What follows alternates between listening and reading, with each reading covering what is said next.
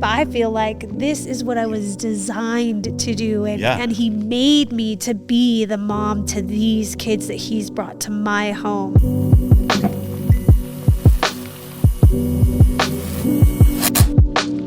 Hey everybody, welcome back to another episode of the Iris Global Green Room.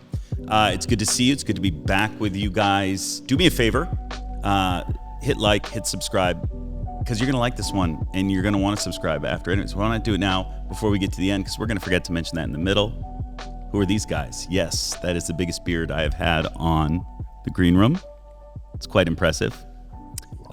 Today, we're going to peel back a little bit of the Iris Global family, and you are going to meet some of the integral people to Iris Global around the world. I would say one of the most important people in the entirety of Iris Global. I could not do what I do without this man to my right, Mr. Gabe Reid, and he couldn't do what he does without his amazing bride, wife, Sarah. Good to have you guys on. Thanks. Sarah Reid,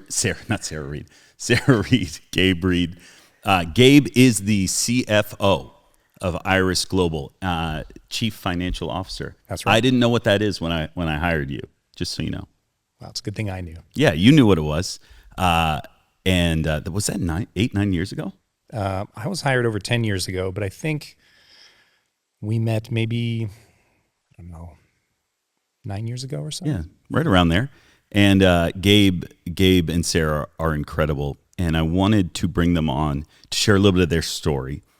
I know some of you have heard Rebecca's story, you've heard some of our missionaries' stories. One of the best things about being a part of the ministry at Iris Global is no one is here just for a job. They all have a massive history with the Lord, and the Reid family has their story, but we do this because we love the Lord and we get to serve the poor, the sick, the needy around the world. And Gabe has one of the most important jobs in the ministry. So, Gabe, how awkward is it for me to be interviewing you right now? Maybe 3 out of 10. It's not too bad. Yes. Sarah, how do you feel? 8 out of 10. 8 out of 10? Why? Don't be nervous. I talk to Will all the time. Yeah. So I know how weird he is, so it's not too bad. And I am the same on here for the most part. That I might have a little bit more perk, but I'm kind of the same. Less looking at my phone during this conversation. I will say that. Probably so. You guys have an incredible story that we're going to get to. And I just want to say, before you turn this off, thinking that you're going to just hear a story about finance. No, you're not. The Reids have a story about family that is one of the most powerful, miraculous stories I have ever heard in all of my journey. How many kids do you have? We have 8. The 2 youngest are foster children. Mm-hmm. So, yeah. And 1 natural. Yep. And let me do the math. 5 adopted. So 5 adopted, then 1 natural. Yep. And then 2 foster over a 17, 18-year period? 17? Keep going. 19? Yep. The oldest is 19. He'll be 20 in February. Oh my gosh. Yeah. And we're gonna jump right on in. But give us a little background. How'd you guys meet? The short version is at church. We can go a little longer than the short version. Okay. At church still is the answer. Do you want to answer? Yeah. What was it? The bald head that drew you in, Sarah? I wasn't bald that long. It's just He been was blonde. He was. I will say I married a blonde, not a redhead. Yeah. Yeah. No, we met at church, and I don't know how to tell the unawkward version of it. What's the awkward version? We got married when I was 20. Yeah. And so we knew each other before that. So we met at church. I think I was like 16 when we met. And I was 17 when I met my wife. So yes, awkward. In a similar boat. Yeah. I was 16 and I think you would have been 20. Yeah. Mm-hmm. Are our wives basically, we're the same? Yeah. Yeah. We both married wiser and more intelligent. Exactly. We married up. We married up. Yeah. Yes. Yeah.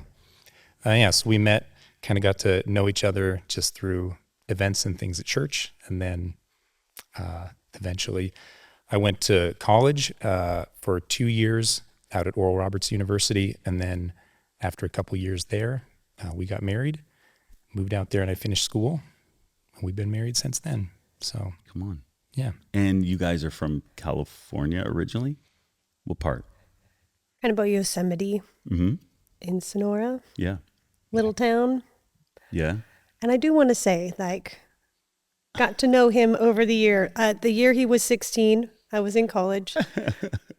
The Lord told me 3 people to pray for. And so I would come home every weekend to go to church, and I would have like the verses that I had prayed for them, and I would just tell them what the Lord had been speaking to me. And I remember the beginning of that year, the Lord told me Gabe's name, and I was like, girls minister to girls, boys minister to boys. So I was like, are you sure, Lord? And I was like, okay, Lord said yes. So over that year was actually when I got to know him, and I just genuinely loved who he was. And then we started dating when he was 17, but I use that loosely because we really just were like building friendship, and there was nothing else in it. Yeah. And then when he graduated college, we kind of Yes. You turned up together. the heat a little When bit. I graduated high school. I mean, high school, sorry. High school, yes. Okay. We So- were married by the time he graduated from college. I met my wife when I was 17. She was my translator, or like part of our team. But it was in a foreign country. You probably didn't even know. Yeah. Yeah. No, I didn't. I knew. Actually, no, I knew. And it wasn't until it was when I was 20, I was like, yes, this is the woman I want to marry. And early on, it was weird because like high school, I didn't date in high school. I don't know if did you date in high school? No, hold on. Have you dated anyone else? No. Neither have I. I'm not going to ask you that question unless you want to answer that voluntarily. But I'd never been in love before. And one of the things I love about you, Gabe, is like your yes is yes, your no is no. You don't have a problem with commitment to anything, at least that I've seen over the 10 years that I've known you. And we married up. Yes. It's a good way to put it. Yeah. Yeah. I agree. And okay, so you guys get married. Mm-hmm. And Sarah, did you guys just want to have kids immediately? That I don't think was originally the plan. I always knew I wanted to be like wife, mom. I wanted to have lots of kids. I was going to have 5 kids before I was 30. Jesus left at that one. So this was a plan. This was my plan okay. before But when we got married, we decided to like surprise everybody, and being broke and in school, and we thought, let's try to get pregnant. So, and that did not happen. And that was, I remember the first few months, the Lord told me it was going to be a really long journey. And I remember thinking like, oh, it's going to be a year. And I felt devastated. Can we just pause for a second? I want to rewind a little bit. Mm-hmm. Okay. So you had this dream, 5 kids, right? Before 30. And what you just said was the Lord spoke that it's going to be a hard journey. Was that after you started trying? Was that after you had waited? It was, or was in that the like first 3 months. The first 3 months. Of just trying to get pregnant. Okay, so I understand what you're saying, but I feel like that's a hard, like, how did you said you heard, what does that mean? I just felt like in my time with the Lord, like, I just felt like I heard those words in my mind. I just felt like he said, this is going to be a long journey. And that was, I don't even know how to explain, but sometimes I see pictures and sometimes I get that mental word. Mm-hmm. But I've walked with the Lord deeply and intensely for so long. I knew that was his voice. And so there wasn't any, after he said that, there wasn't any wavering from that. It was just, okay, this is the word. Okay. Yeah. And I have to say, I've looked back and many times said, I'm so thankful the Lord did not reveal a timeline to me because it would have I would have missed everything that he had for me in our journey. Yeah. So that I just know, like, looking at the time, him saying a long time frame, even my long time frame was not that, but it was really great. It was really gracious of the Lord not to tell me how long it would be, but that he was telling me it was going to be long and he was going to walk with me through it. So I don't want to spoil, but the time from when you guys got married to the time you had your first natural child was 17 years? Oh yeah. Getting pregnant 17, but having him 16. Yeah, I got you. Yeah. So 17 years until that promise was fulfilled. And I remember when the news came in. There's a couple of things that in my like timeline of knowing you guys. One of my favorites was the adoption of Bellamy. was Bellamy it Bellamy and Woodland, Yeah. both. Listen, there's so many. They run around. I'm just like, it was Bellamy and Woodland at the same time. They were different, but they were Really close to each close, other. yeah. Yeah. I just wept like a baby. I'd never been to anything as beautiful. I've never been to anything like that before. And it's weird being around, children's ministry and working at children's home in Mozambique. And I'd never seen that. I didn't know what to expect. It was infinitely more beautiful than any wedding I've been to. Well, for the adoption of our older kids, because we'd adopted the 3 boys already, we would take our family to the courtroom, and the judge would go through his little proceeding, and then we could get a picture with him at the end. And then we realized we could invite more than just family. Yeah. So then when we were working for Iris, and then we adopted Bellamy, we just invited everybody in the office. And so there was like 30 people that came with us. I think that was because you asked if you could come. Yeah. And we were like, oh, I don't know, because we thought, oh, we don't want to overwhelm the court's house or something, you know? And so when we asked them, they're like, oh yeah, anybody that wants to come. And that was for us even a new experience. It was so beautiful, such a really neat piece. I think I have the our photo journey. up on my Instagram. If you go back, I don't know how many years ago was that? 6, 7, 5? Bellamy's 9. I think she was 2 when we adopted her. Okay. So it 7 was- years, yeah. So if you all watching want to, you can go back and see the photo on my Instagram. It was such a holy moment. Okay, we're getting a little bit ahead of ourselves, which is fine. But let's go back 17 years. So you're married. The Lord speaks this word to you, and you were thinking 3 months. Well, you were 3 months into trying. We were right? 3 months into trying. Yeah. I was thinking a long journey would be a year. Yeah. So we got married. 6 months in, we decide, let's try to have a baby. 3 months after that, she wasn't pregnant, and the Lord says it's going to be a long journey. She thinks it'll be a year, and then it was like 16 years after that when it finally happened. So Okay, so 3 months passes, and which I would say is a short amount of time for people. A lot of friends I know, they'll a year, 2 years, they're trying. When was the point that you said like something's not right? I actually don't know the whole story. So I'm actually like discovering this. I know little glimpses. Here's what I know. You talked with my assistant, Grace, Cecilia, and her husband, Jeff, who have adopted 3. And she called me weeping, saying like it was the most powerful, encouraging thing that she had ever heard. And Grace is, my assistant, is like, she doesn't say that.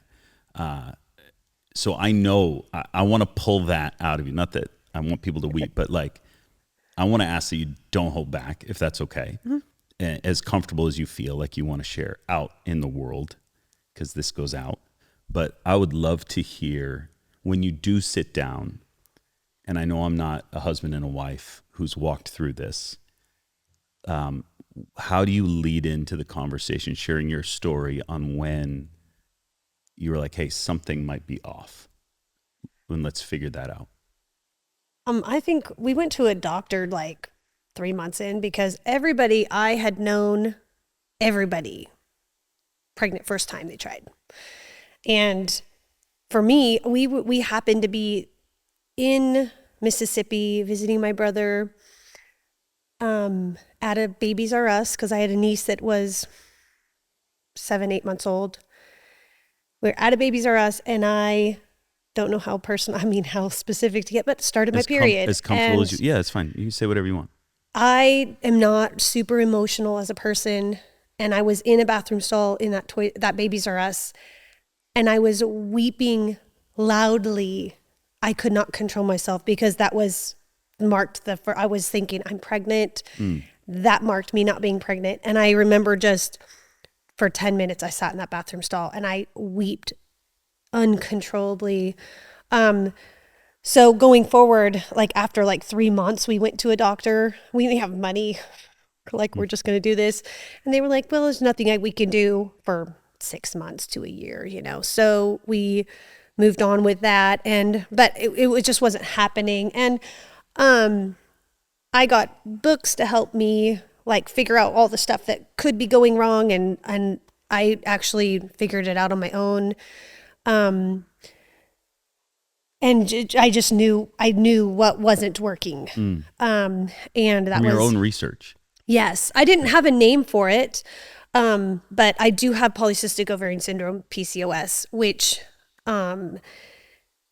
is what I was figuring out was going on. And it was the one thing I was like, Lord, please just let this not be the thing that I have, because all the statistics are like, it's so hard. Yeah. This is almost impossible. And, so we just kind of went with that. And then we ended up moving home a year and a half after we got married. So this would probably be like 9 months later. So we got married. I finished school. I finished college, and then we moved back to our hometown. And like right after we moved to our hometown, we got back onto the worship team with our church, and the worship team as a group went to this little conference. This speaker came in, and we had decided not to tell anybody.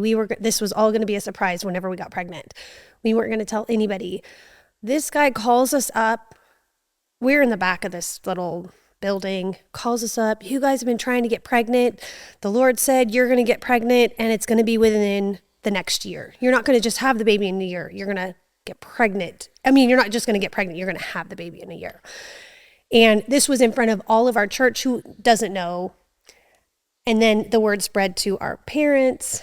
And so we didn't even like get the like joy of like telling them like we were trying or that we were pregnant. Like, and they were kind of like, Are you sure you should be trying? Hold on. I'm not. There's something I'm not getting. Okay. It's not you. It's me. So you're in church. You guys have been trying. You realize there's an issue. It could be this polycystic ovarian syndrome. Okay. PCOS. Yes. And you go to church. This guy calls you out. Says you're going to get pregnant. Have a baby within a year. Yeah. 12 months. Yeah. And but you weren't pregnant. No. Okay. And we were not telling anybody that you were having a hard time. Or that we were trying. Yeah. Okay. I just assume like if you're married, like you're trying. Right. Yeah. That's just me. Yeah. Okay. Yeah. So it kind of got shared in a way that was not even like uplifting for our souls. I mean, it felt really crushing to have it shared to somebody else.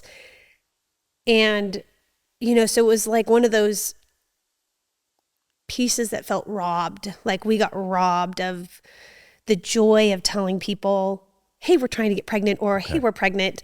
And I remember then for the next year waiting, because I know the Lord said that it was going to be a long journey, and it had been a year and a half. And I remember waiting that whole year, and that time frame of I would have to get pregnant in the first 4 months for this word to be right. And that passed. And then, okay, well, maybe he just got the timing wrong.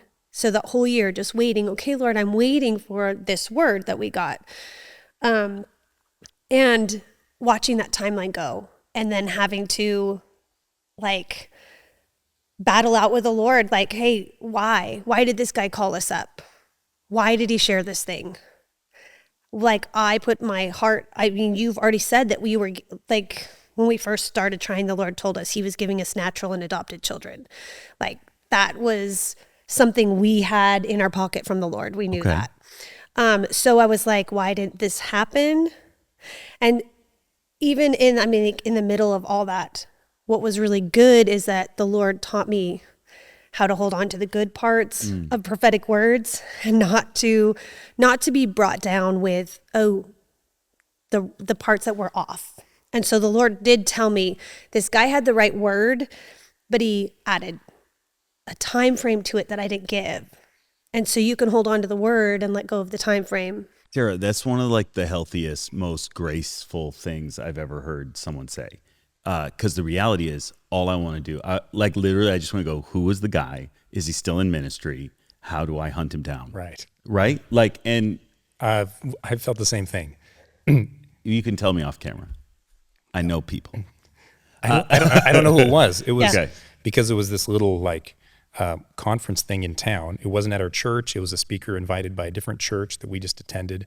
So I didn't know I don't remember his name or anything. Yeah. He was just this guy who came through one night and he was gone. This is the danger. No, this is why we have the phrase, no dates, no mates, no babies. Right? And I have broken that rule and screwed it up and been wrong. And it wasn't until I sat down with someone and they explained to me like the damage that did that I changed. Sometimes I think in our prophetic culture, our sense or our desire for people, I'm not saying in this situation sounds a little different, but like there's a lot of people in the church that their hope, their faith, and so they give a word in a place of hope or in a place of like, I'm going to go after the impossible. This happens a lot in healing. When Moosey got sick with cancer, like people call us up, she's going to do this and it's going to be A, B, and C. And I was like, none of them were right, except for the ones that were like, we're with you. She's going to live. Like no details, and those were the words that I hung on to. It wasn't the dude like, hey, if I fly here and do this thing and pray this prayer and, have communion then in that moment, like no, it was never that. And there is a danger in the prophetic. And I, first of all, just thank you for sharing that. And your perspective on that is really kind. You can correct me if I'm wrong here, but I think that also he said, you're going to have a baby within a year, and I'm never wrong. I prophesy about this all the time, and just 100%, I'm always right about this. And so he was like, yeah. And so then after it didn't happen, and it was like too late, he's long gone, I don't know who he is, but I wanted to be like, I want to call you and update your stats, bro. You were wrong. Yeah. But there's no way to like do any follow-up. And so I was like, I'm so mad. That was part of the reason I think any prophetic word I've given to people that I didn't know, like, here's my phone number. Like, if I'm going to give you a prophetic word, like, at least want you to have the contact to like say, hey, you were wrong, or hey, you were right. Or, but yeah, it did help my own personal perspective on the prophetic. But it was good. I mean, really for my heart to know that the Lord can speak and I can hear the Lord's word, even in the midst of human error. So all I hear is that you're kinder and more grace giving than people deserve. Like that, like if that happened to my, I don't want to, zero comparison, but the story of, going through cancer with Moosey, like people give these words. And I think it's in a place or like a heart of desire to see them restored. And like, you want the best for people. Right. And it's like more of a faith statement. But man, there's a reason we say no dates, no mates, no babies. It causes more harm than the few times that people do get it right or are hearing correctly. And so like, as you're watching this, I rarely just break and go off camera like, please hear that these rules are there for a reason. And yeah, like the actual harm it causes is crazy. It really is crazy what your words can do. So yeah, anyway. And it took me a while to come to that, to being able to hear the Lord in that way. It wasn't like I just was like, oh Lord, this was upsetting. But it was a wrestle. I wrestled with the Lord over that word for a while. And he spoke to my heart about that. So. Okay, so a year goes by, nothing. So now you're a year into this. You've gotten this word. What's going through your mind? I don't know a better word. I want to say that I was doing a super great job, but there's so much that I wish I would have handled better back then. Like I was young. I didn't know how to engage well with people and like even interact with my own wife and be like, oh, this is a dream of yours that is being severely impacted. Or in some cases, time goes by and it feels like the dream is dying. And I'm like, well, I got to go to work today, just on with my normal life. And then like trying to figure out, how do I also help you with this really long, difficult journey? Yeah. But in the beginning, I just was not an enormously good like support, I don't think, just because of like no life experience or like How old tools. were you at the time? We got married when I was 20. So when you're this 20, is happening, 21. I'm like 21, maybe 22, Yeah. the early part of this. Yeah. No, and like when you sign up for marriage, you're not thinking, you're like thinking, Good have stuff. kids, get a house. Yeah. We're going to go to church. God's going to, use us. Fall And in line. and then all of a sudden, yeah. Well, And I wasn't equipped to go through some of the chaos seasons that we went through. I butchered it. I said some really hurtful, painful things. Like I'd quote the scripture. I'd be like, you don't have faith. Like I was the worst. Yeah. Yeah. So there was the early part of the journey for me felt like if I could do it over again, I would probably be more engaged and supporting. Yeah. And we haven't talked about this, but as part of the journey, she did get pregnant and had miscarriages several times. Yeah. And I just remember one of them early on. It was one of the first ones. And I had this out of town thing for work that I had to go do that was scheduled like the next day. And so she has a miscarriage. And then like the next day I'm like, look, I'm sorry, I have to go to work. And I had to leave town for like 2 days because I wasn't smart enough to just call the office and be like, I had a major family tragedy and I need to be home. So I was gone for 2 days. And then I came back and I was like, well, how are you doing? And she's like my life is falling apart. So, Yeah. So yeah, a lot of like, I could have been a lot more aware of what was happening. When Moosey and I had the miscarriage, she had, her miscarriage, we did. I don't know what this is hard for me to talk about. I apologize. So it's like throwing me off a little bit. I never knew how common it was. I never knew it. I felt like it was this rare thing. And then after it happened, I started to talk to other people and, my own mother, which I have like vivid, like very faint memories of. I have heard that it's like 30% of all pregnancies end in miscarriage within the first 10 weeks. I don't know. No? I With do know ours, we're like at 800%. So Holy crap. no. I don't know. Just kidding. I'm sorry. I'm really open with all of this. Okay. Yeah. You can say. Yeah, it did shock me when it did happen. I found out like all of these incredible women around me, like they've had the same experience, and maybe it's just because I'm a dude, but I don't feel like even Moosey knew. Like people don't talk about it. Can I ask? Like, Yeah, we did find that. We don't know the stats. I don't know what percentage, but we did find that it is more common than we thought just in talking to people about it. And it was something that after our first one, I was like, and even with all of our infertility stuff, like we didn't know anybody that had infertility issues. We didn't know anybody that had adopted. We didn't really know people that had fostered. We didn't know people that had been through miscarriage. And so early on, I started, anytime I met with anybody that was saying they had any of those things, I was like, hey, this is my story.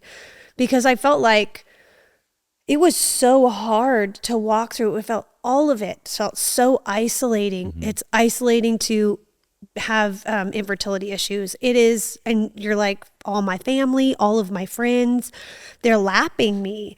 I mean, I've had some have grandkids while I'm still trying to conceive, or, so I'm like, all of it was so isolating. And the miscarriages, nobody talked about miscarriages at all. So I was like, after our miscarriages, I was like, any opportunity I have, I'm going to share about it. Because the Lord met me so faithfully in every single place, but also because nobody talks about it. And when I would talk with anybody that had walked through loss or infertility or adoption or foster care, any of the things, it was like my heart found something common, and it bolstered me. It gave me strength to walk through whatever I was walking through. I'm not alone here. I'm not the only one.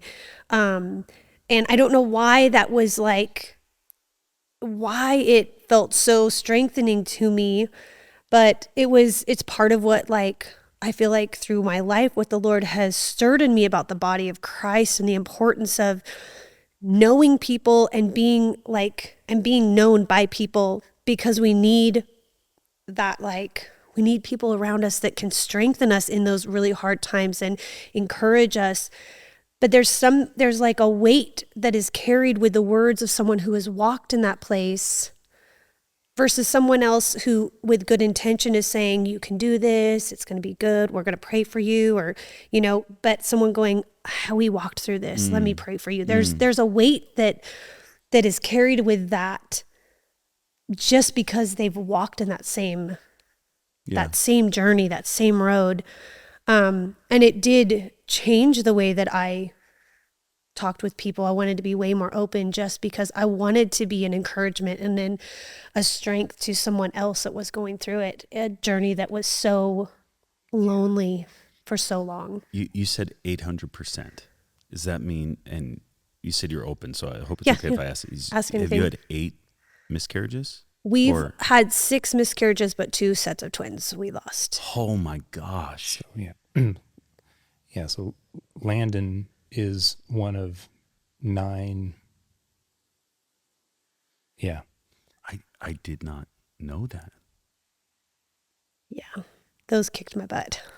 It's, I think part of what's difficult is that if somebody has a baby and the baby dies, you go to the funeral. Right? Even if it's 3 days old or a week old. And we had a friend who had a baby die very young. The whole church gets together. It's a whole thing, right?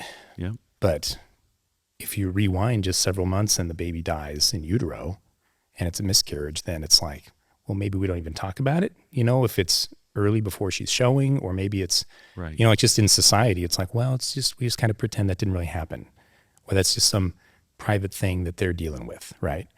But it's still just as much of a death, and still just as much of an attack on the design to have children and the value for life and all of that. So, but because there's no event, everybody gets together and says, I'm sorry for your loss, and all of the things people normally do at a funeral service, none of that happens. It's just kind of, nobody knows how to deal with it. So people say weird, insensitive things because they're trying to be helpful, but they don't know what to say. I'm sure people did it when Moosey had cancer. I mean, it's just, people don't,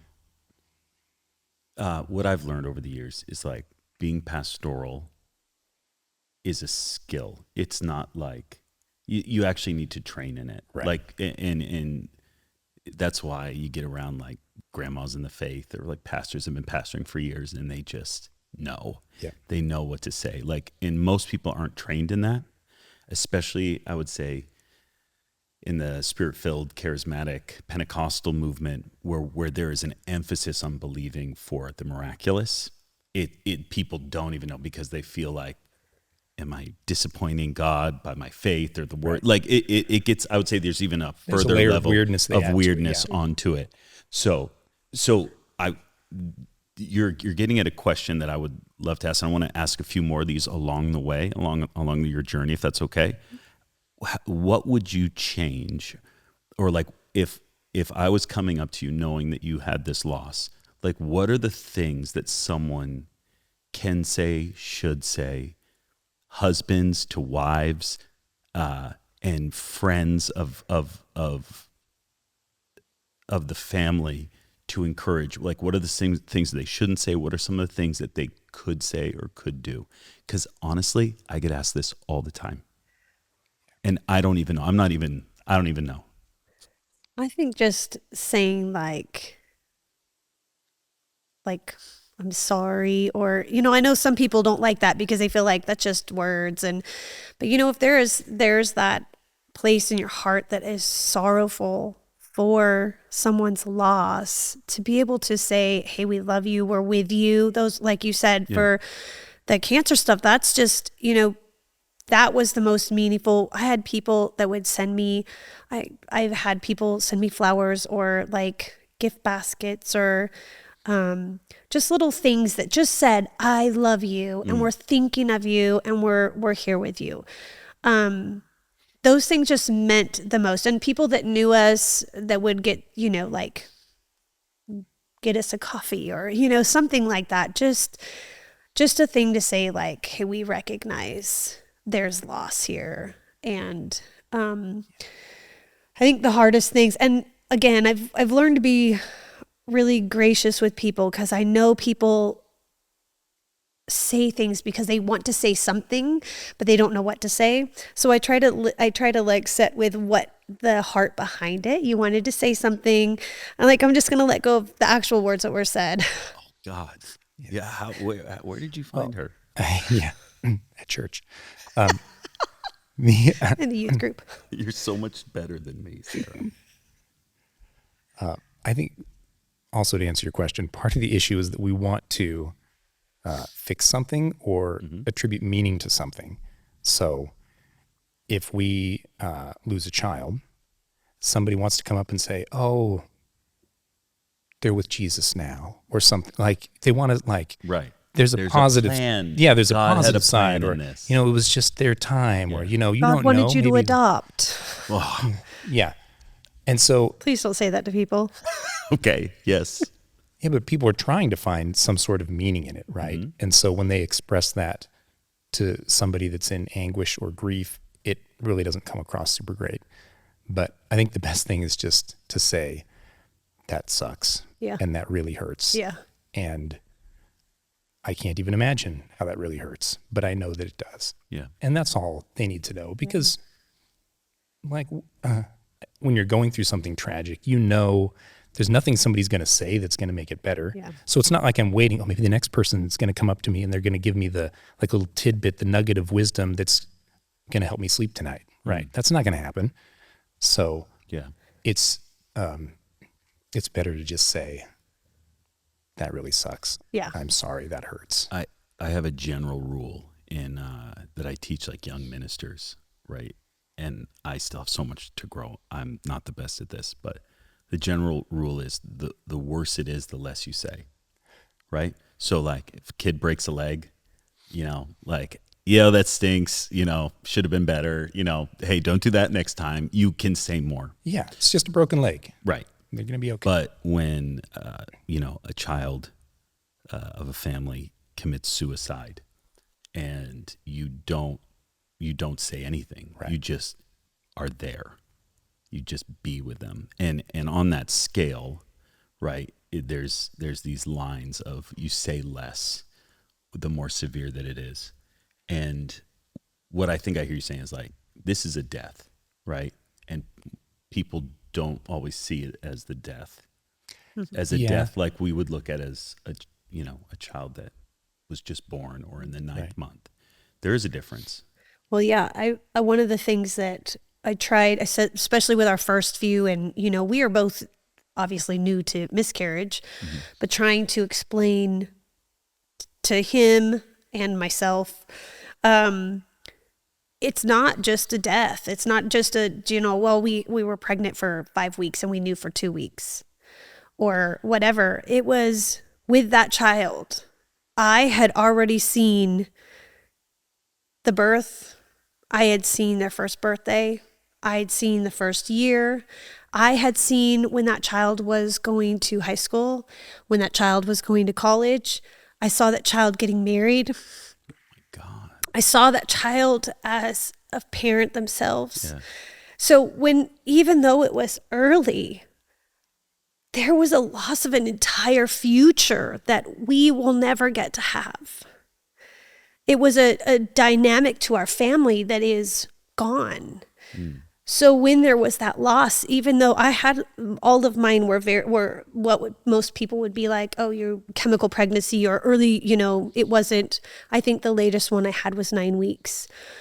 But each one was so devastating because it was something I had prayed for. Since I was a little girl, had longed for, since I was a teenager, had dreams about these children that the Lord was bringing me. It wasn't 3 weeks of a pregnancy or 5 weeks of pregnancy or, 8 weeks of a pregnancy. It was an entire future that we lost. And I know it's different for men because, they don't feel the change. They don't experience that, that especially in the beginning parts of when there's nothing to be seen. It's, maybe as mom starts to show and they can feel the baby kick and, but the real bonding for dad happens after the baby's born. Yeah. So it is a little bit of a disconnect and it really is like for mom, it's like, I'm already bonded. I've already got something I've got a future for. So it's very, the loss is not just, it was a dream I had for 2 weeks. It was, now this is a life I've lost the entire future.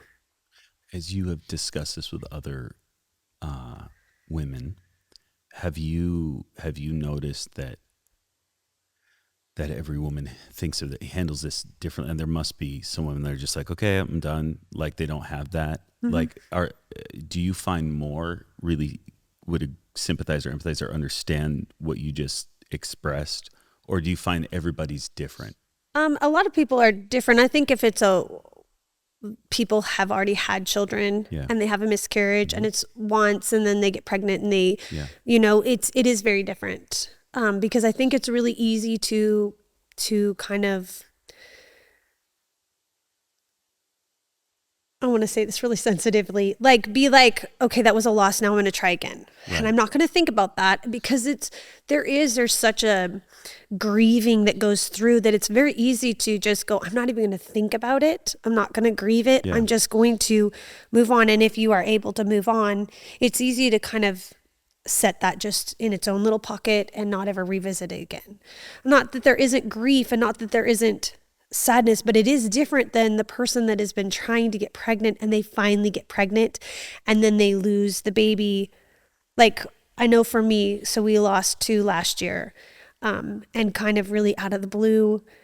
And I just, like knowing the words that the Lord has given me about, I feel like the Lord said one more is coming naturally, and to go, okay, Lord, I know your voice, and to go, oh, this is it. This is it. And then have it lost and then immediately get pregnant again. Like, this is crazy. I don't get pregnant. So to immediately get pregnant again and then have another loss, I'm like, Lord, like, what is this? Like, this is so devastating because it took me so long. It took me, at that point, it'd been 5 years to even get pregnant. And that, I thought that was the marker that I needed to hit. Like, I needed to, if I could just get pregnant, then the Lord's going to sustain it. Like, that was my mindset. And that didn't happen. So where's your walk with the Lord in these moments? Because what I hear you saying is like a really healthy view, right? Of, ministers that say stupid things. You're like, you see the good, right? But it can't always be like that. Like, there are real questions that we ask God in the real of pain and loss, and how are you processing this with the Lord? And can you share anything to someone watching who's experiencing the same, just experienced it, living in the same, like where did you find the Lord in the middle of that? Well, it's been a battle. I don't, you know, at one point I remember telling the Lord, I mean, this was after, I think it was the third miscarriage, because I kind of could, the first one, I'm like, okay, you know, like this, I grieved it. I sobbed. I was like, Lord, why? Right. You know, just like really didn't get an answer. The second miscarriage happened. And I remember after that second miscarriage, I was sitting with the Lord, and I just would sit on the piano and I would just sing. Like, I just love to worship, and I just would sing to the Lord, and I would just let songs come. And I remember just grieving this one time, and I was playing, and I felt like the Lord showed me a picture of I was sitting with him in his throne room. I was sitting on his lap, and these two people brought in a little boy and these two little babies. And it was the first one that we miscarried, and the twins that we had just miscarried. And he let me hold them, and I just bawled. I mean, it felt like the Lord just showed me like this moment with them. And so then we had another miscarriage, like right after that. I had another twins that I miscarried, and we had seen heartbeats, and we had everything. Like, it was, one of them stopped growing and became a blood clot, dislodged, and knocked the healthy baby off. So it was just so devastating. And in the middle of that, like, I mean, it's such a long story, but like, I thought I was having a midlife crisis, because like a month after it happened, 2 months after it happened, I was just like, I felt disconnected. I didn't know what was going on. I ended up getting a hold of we lived in Reading at the time. So I got a hold of our pastor from back home, and she's like, just come and talk with me. 'Cause she had been through grief and stuff. And I went, and I was like, I feel like I could just leave. Like, I could leave Gabe. I could leave Noack. Like, I feel so disconnected. This is not me. It was so counter who I normally am. And she's like, this is grief. And so it was like, in that moment I went, okay, oh my gosh, okay, I'm not going to do anything. I know this will pass. I just have to kind of like buckle down and hold on. Like, I just can't go backwards. Yeah.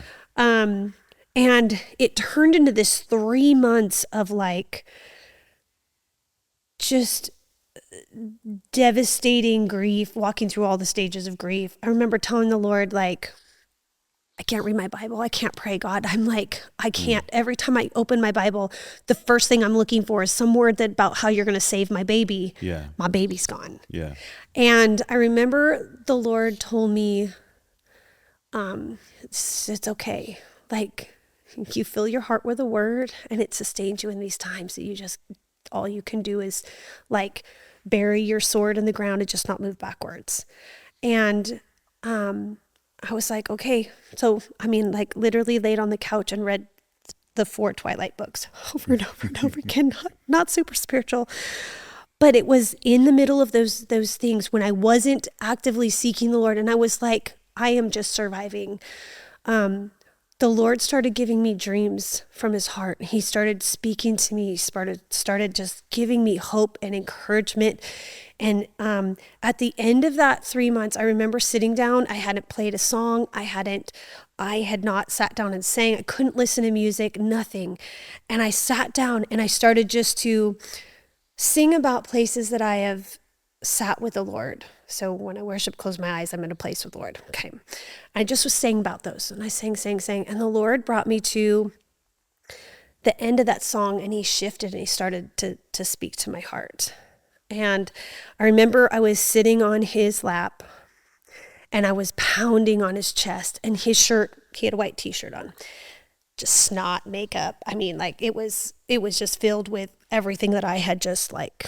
And I just told him, why did you do this to me? You did this. Why? You could have made a difference. And I remember I just was so angry because he could have changed things. And the Lord, like, he let me pound on him. And when I was all done, I was looking at him and I was just like kind of waiting for an answer. And he said, like, I'm okay with you accusing me of your heartache. Because part of this is like, you are coming to me, you're looking at me, and when you're ready, I'm going to speak truth and you're going to be able to hear it because you're looking at me. And so he said, would you go with me? And I of course was like, yes, Lord. And he took me out this door, out of his room, and we went out and there was this beautiful garden. And he took me over to the side. There was shade from the building, and he said, would you sit with me? So we sat on the ground. And we looked out at this beautiful garden, and he said, this beautiful garden has been sown by your tears, by your sorrow. That's what he said, by your sorrow. Your sorrow has plowed the ground. It has been the seed, and it has been what has the foundation of this beautiful garden. And he said, your tears have watered this garden. Mom. And he said, and I have not been sitting here idly watching you. And he showed me over to the side, and he showed me this big well that he had been digging. He said, I have been digging and digging and digging and digging. And now no longer will your tears water this garden, but this wellspring that I have uncovered. And it was in these processes of him speaking and meeting with me that he showed me, like, one, you have walked through sorrow, and that is life. We're not promised to not walk through sorrow. Right. But the Lord was like, but I wasn't idle with it. Like, the Lord was building a beautiful garden, and then he was building a way to water it without my tears and sorrow. But he's also like, I was really close with you through all of this. You've allowed me to dig and uncover things inside of you. You've allowed me to speak to your heart. You've allowed me, because you were looking at me, to turn these things that were meant for not for your good, that you turn these things that were natural occurrences of living in a falling world into beauty. And these words that he spoke, it was like I had fought. Our journey has been fighting with what the Lord said and keeping it in the forefront of where we're going, but not like rejecting where we are, like not being like, no, everything's perfect. Like, it's fighting. I am in the middle of a battle right here, Lord. And I'm not going, you've healed me. I'm saying, the Lord said this, you're going to bring me children. You're going to bring me natural children and adopted children. Yeah. And even though right now says the very opposite, that my battle is to hold on to the word of the Lord, to walk through where I'm at. And it's like, whatever I'm facing, the Lord is like, but I'm going to help you through this. I'm going to navigate you. I'm going to speak truth to your ear, even in the face of what seems the very opposite of where I'm calling you. And so, I feel like what that brought for me and for the rest of my journey is the importance of battling it out with the Lord. Like, there's things I've got to wrestle with you, Lord. Last year when I lost the babies, I'm like, God, you said this. So why do I have to walk through this again? Did I not like hold on to my faith? Did I not hold on to hope? Did I not be joyful and encouraging? Did I not, have I sinned? I had to battle through that. I had to battle. Did I do something wrong? Because I know I've done things wrong. Is this a punishment for this? Right. And I had to do it, but I had to talk to the Lord about it. I couldn't just spin in my head about it. I had to be like, okay, Lord, what is your truth to this? What does your word say? But also, what are you speaking to me? And it wasn't like, oh, one time I did this. It was like I pressed in. I had to keep going but fighting and fighting and fighting. And the Lord met me every single time, every single moment. Like, here's the truth. Here's the truth. Here's the truth. Sarah, as you're talking, I hear what you're saying, and I see Gabe is definitely hearing what you're saying. Remembering these Yeah. situations, yes. There's something that strikes me, and that is, I know that you're telling the story after the fact, but there seems to be a very strong foundation of love, of acceptance, of the gospel. Like I'm hearing you say things that are based on a real, genuine walk with the Lord. This is just me. And I'm sure as you've talked to other people about these experiences, other families, I haven't heard a lot of this sort of processing, right? What are some of those foundation stones? Like, I hear you say worship. I know you said you went to church, you met Gabe at church. Mm-hmm. Like, how long have you been saved? What was your family like? Did you grow up in an atmosphere where this was taught to you, like these foundation stones? Yes. Okay. So I know that I knew the Lord from very early. Like, Okay. just, I'm sure like my parents prayed with me when I Okay. was 3. Okay. You know, but I knew the Lord. My parents talked to me about,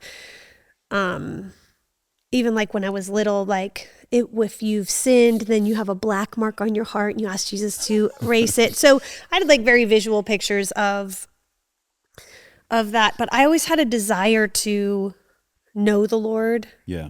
and please the Lord. Like, that was genuinely just in my heart. I even if I made bad choices, I was like convicted, not by my parents, but by the Lord. Like, Yeah. and my sister, I know my older sister had a phenomenal, I mean, just such a deep connection with the Holy Spirit. And she's 8.5 years older than me. Yeah. So she was pivotal in that. We shared our room until she went to college. So Yeah. I had even Sounds like like you had a good family, I did like some strong foundations. and it's all because of just hard choices my parents made to walk with the Lord in really difficult situations, but released things in, just in my brother and my sister and I. And, but like my first encounter with the Holy Spirit, like speaking in tongues, was in my bedroom with my sister. We had just gone to an evening communion service, and it was our church. I don't know. We had this tiny little church, but the people loved Jesus. Yeah. And so we came home and we were dancing and we were worshiping in our bedroom. And she just asked me, do you want to speak in tongues? Do you want to have the Holy Spirit? And I was like, okay. And so she prayed with me through that, and I got my prayer language. But those are these moments that really marked my life for walking with the Lord. Yeah. I mean, we go to the same church. I watch you worship. Because you're up on the platform, not like looking back, like staring. No, like, that'd be weird. You obviously, you love community. You put together so many things at the church. You're very heavily involved, but I don't know. Like, there is a depth, and I've known there's a depth. But man, just to hear your story, I'm like, I feel like an immature baby, because like even just, and like I said, no comparison, but walking through cancer with my wife, like a very devastating blow of loss of lots of things in the moment. Yeah. And I didn't handle it nearly as well, those moments. Gabe, as she's talking, what's going through your head right now? So a lot of what she described is like the first chapter of the journey. You asked like, where did you get to? Or you're so, in such a healthy place about how you deal with this. But also everything you've described really is trying to get pregnant. And then we adopted our oldest son. Yeah. And then the miscarriages she described were actually also, what's the medical procedure called that? IVF. Yes. Okay, so you guys We did did do do IVF. some. So we did IVF. So at the point when she has these miscarriages that she just talked about, those early on ones, and I said, at the beginning I was an idiot.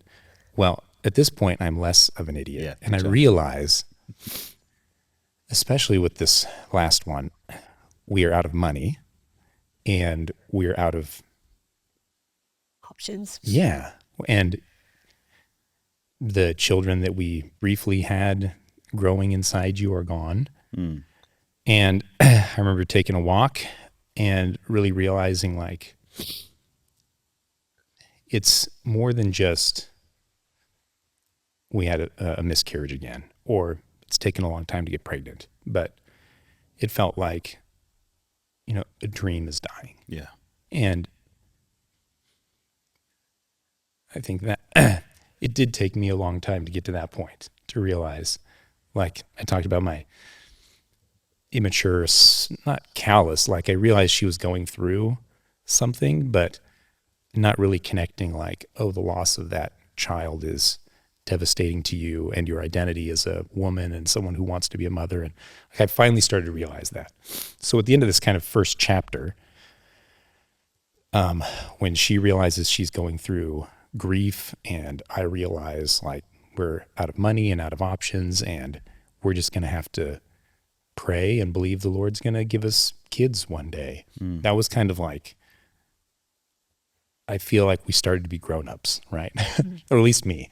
She was already more grown up. But I felt like I'm starting to understand that it's not just the loss of a child, it's the loss of that child's future. But then also, like she said, from the time she was young, she wanted to be a mother. And so it's also the death of a dream and like the identity of, I was made so that I could have children. And then now my body won't like hold on to a pregnancy. And so, yes, remembering all of this is more emotional than I thought it would be. Okay, so if you could speak to fathers, men, like that are entering in this, they've just experienced this loss. What is some wisdom? What is some that you could share with them on how to I was like, hey, let's just I literally told. I didn't know, and I was so caught up in my own life. That sounds really bad. I was so caught up in like, okay, well, it's dead. That's it. Let's move on. Like that's where I just went naturally, and it actually took me time. We did a funeral. I didn't just we did a funeral, and I was looking at the box last night that Moosey has in our closet with like the memory stone. So we did it, but I can't believe I said the things that I can't believe that I said that. Like, what would you say to a husband on A, how to connect with your wife, B, like how to process this? What's some of the wisdom that you've learned? Part of it is just what we already answered about dealing with anyone in tragedy, which is you don't have to try to solve it, but definitely recognize there is something going on, and just being around and not leaving for work the next day and being like, well, we'll figure this out later. And realizing like this is an actual real like big tragedy. And, take time off and spend time together. And you don't have to solve the problem, and you don't have to come up with some reason or some meaningful little quip or saying or something. Just being around and letting her know that this is important, and saying like, I realize that this is something that you were designed for, and that God made women to have children, and that the loss of this baby is more than just the death of a child. It's you feel like your body's not working right, and you're, who you are and like who God designed you is under attack, right? So I think if I had said that earlier on, it would have made her feel like, oh, he at least sort of gets what's happening inside me. I think that would be helpful. Are there, I know this is a weird question, but are there some, and this might be too personal, so you don't answer it, but as this has taken place multiple times, have you like like Moosey and I, we did like a funeral. There, she has a memory box of some of the things that she had gathered in preparation. I don't even know if it's legal, but I buried the the baby. Moosey's favorite flowers are tulips. I planted a bunch of tulips over where we buried the baby. Like, is there anything? Because I think sometimes people, and I'm asking this, doing my best to be respectful, but also know, like, these are some questions that no one gave me answers to at the time, and we just kind of did it. Is there anything that, some memory stones, some ways of like processing that, where you wouldn't go to get a casket and like, is there anything you've implemented?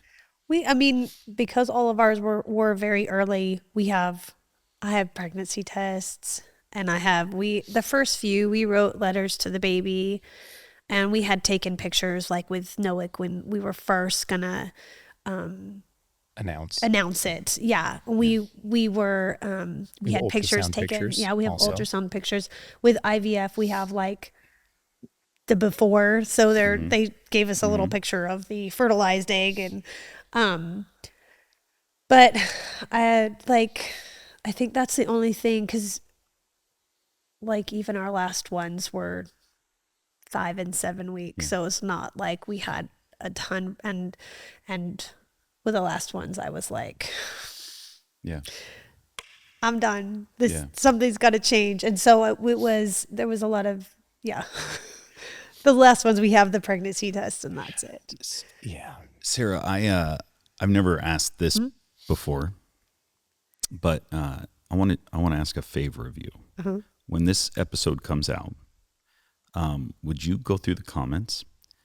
For one reason, if you are a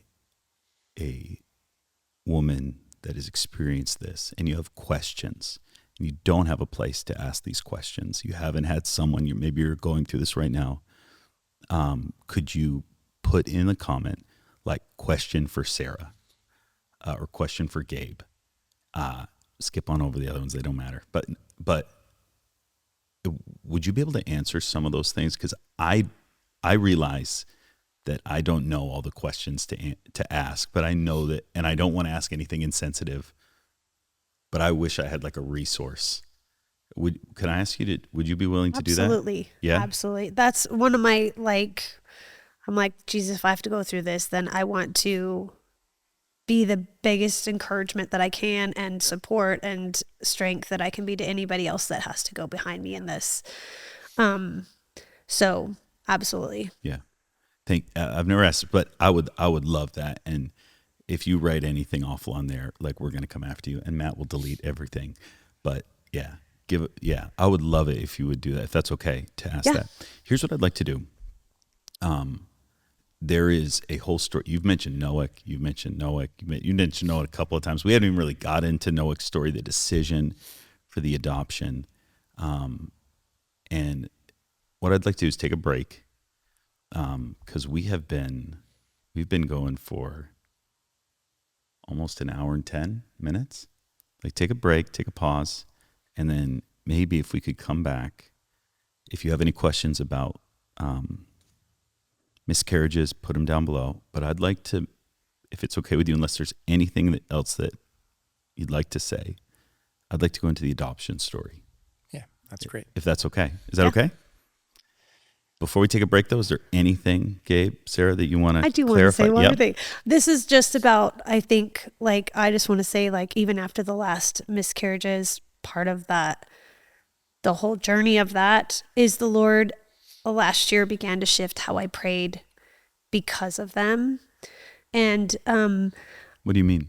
Well, again, because we had miscarriages, and I was like, Lord, you said there was another one coming, and how does this, one of the things that I was at the point of is begging the Lord, like, Lord, just do this thing. Can you please just give me this thing? And questioning, did I hear you? Did I not? Yeah. And the Lord began to shift me. I feel like this is really important. I don't know why, but he shifted my view of prayer from over that summer until now. I feel like it's been a journey from defense to offense. Can I have an example of what you're saying? Yeah, give it to me. So, like I said, over the summer it was a really difficult, a lot of battles with the Lord, just feeling devastated, feeling like done, feeling like I can't go on anymore. And like, all I can do is beg the Lord. And I'm like, that's not the relationship I have with Jesus. And I'm like, I know his heart is not for me to beg him. Yeah. That he's going to do everything that he said he was going to do. But then it was like questioning, did I hear you? Maybe I didn't hear you. And the Lord's like, hey, you heard me. What, you know my voice. Like, what are you doing? Yeah. And so it was like started this journey though. I ended up speaking with someone that's significant in my life, that she's been in my life for a long time. And she was telling me about how the Lord had challenged her to pray over her family who had been having loss of children, her children having loss of children. And she was telling me about how the Lord took her to the story of David and Goliath. And she started just offensively going, no, now I'm going to, like, Goliath, you come at me with your javelins, your spears, your swords, but I come at you in the name of the Lord. And today I'm going to have your head. Yeah. And all of the camp of the Philistines is going to know that I serve the Lord, the one true God. And so we just kind of talked about this, and I was like, I just felt like the Lord goes, okay, this is it. So I started just praying differently for this issue, for the kids that we have in our care right now, for their situations. And it shifted again. And the Lord said, just like told us, like, I'm fighting for you. I'm fighting for your children. I'm fighting for these situations. And so now you're going to thank me for fighting for you. And you're going to pray in line with what I'm already said.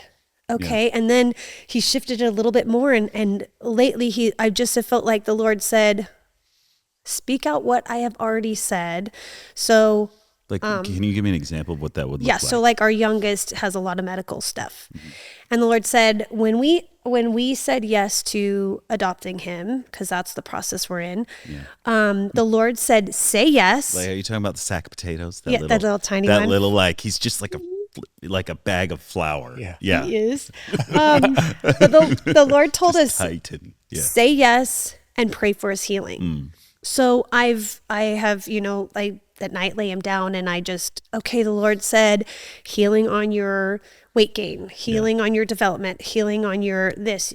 Okay, this part of your body has to catch up because the Lord said this, and now everything else has to bow. Like, the word of the Lord is what stands here. And so it's like, even praying in this way of like, well, no, the Lord said this, he's going to do it. Now I'm praying in that direction as well. Instead of, God, please just do what you said. Please just do what you said, which was where I had been. Yeah. But it has shifted, like, in my heart, a place of, like, I feel like I'm standing in alignment with the Lord, in alignment with the Lord. And my heart doesn't feel like I need to beg the Lord to do what he said. I gotcha.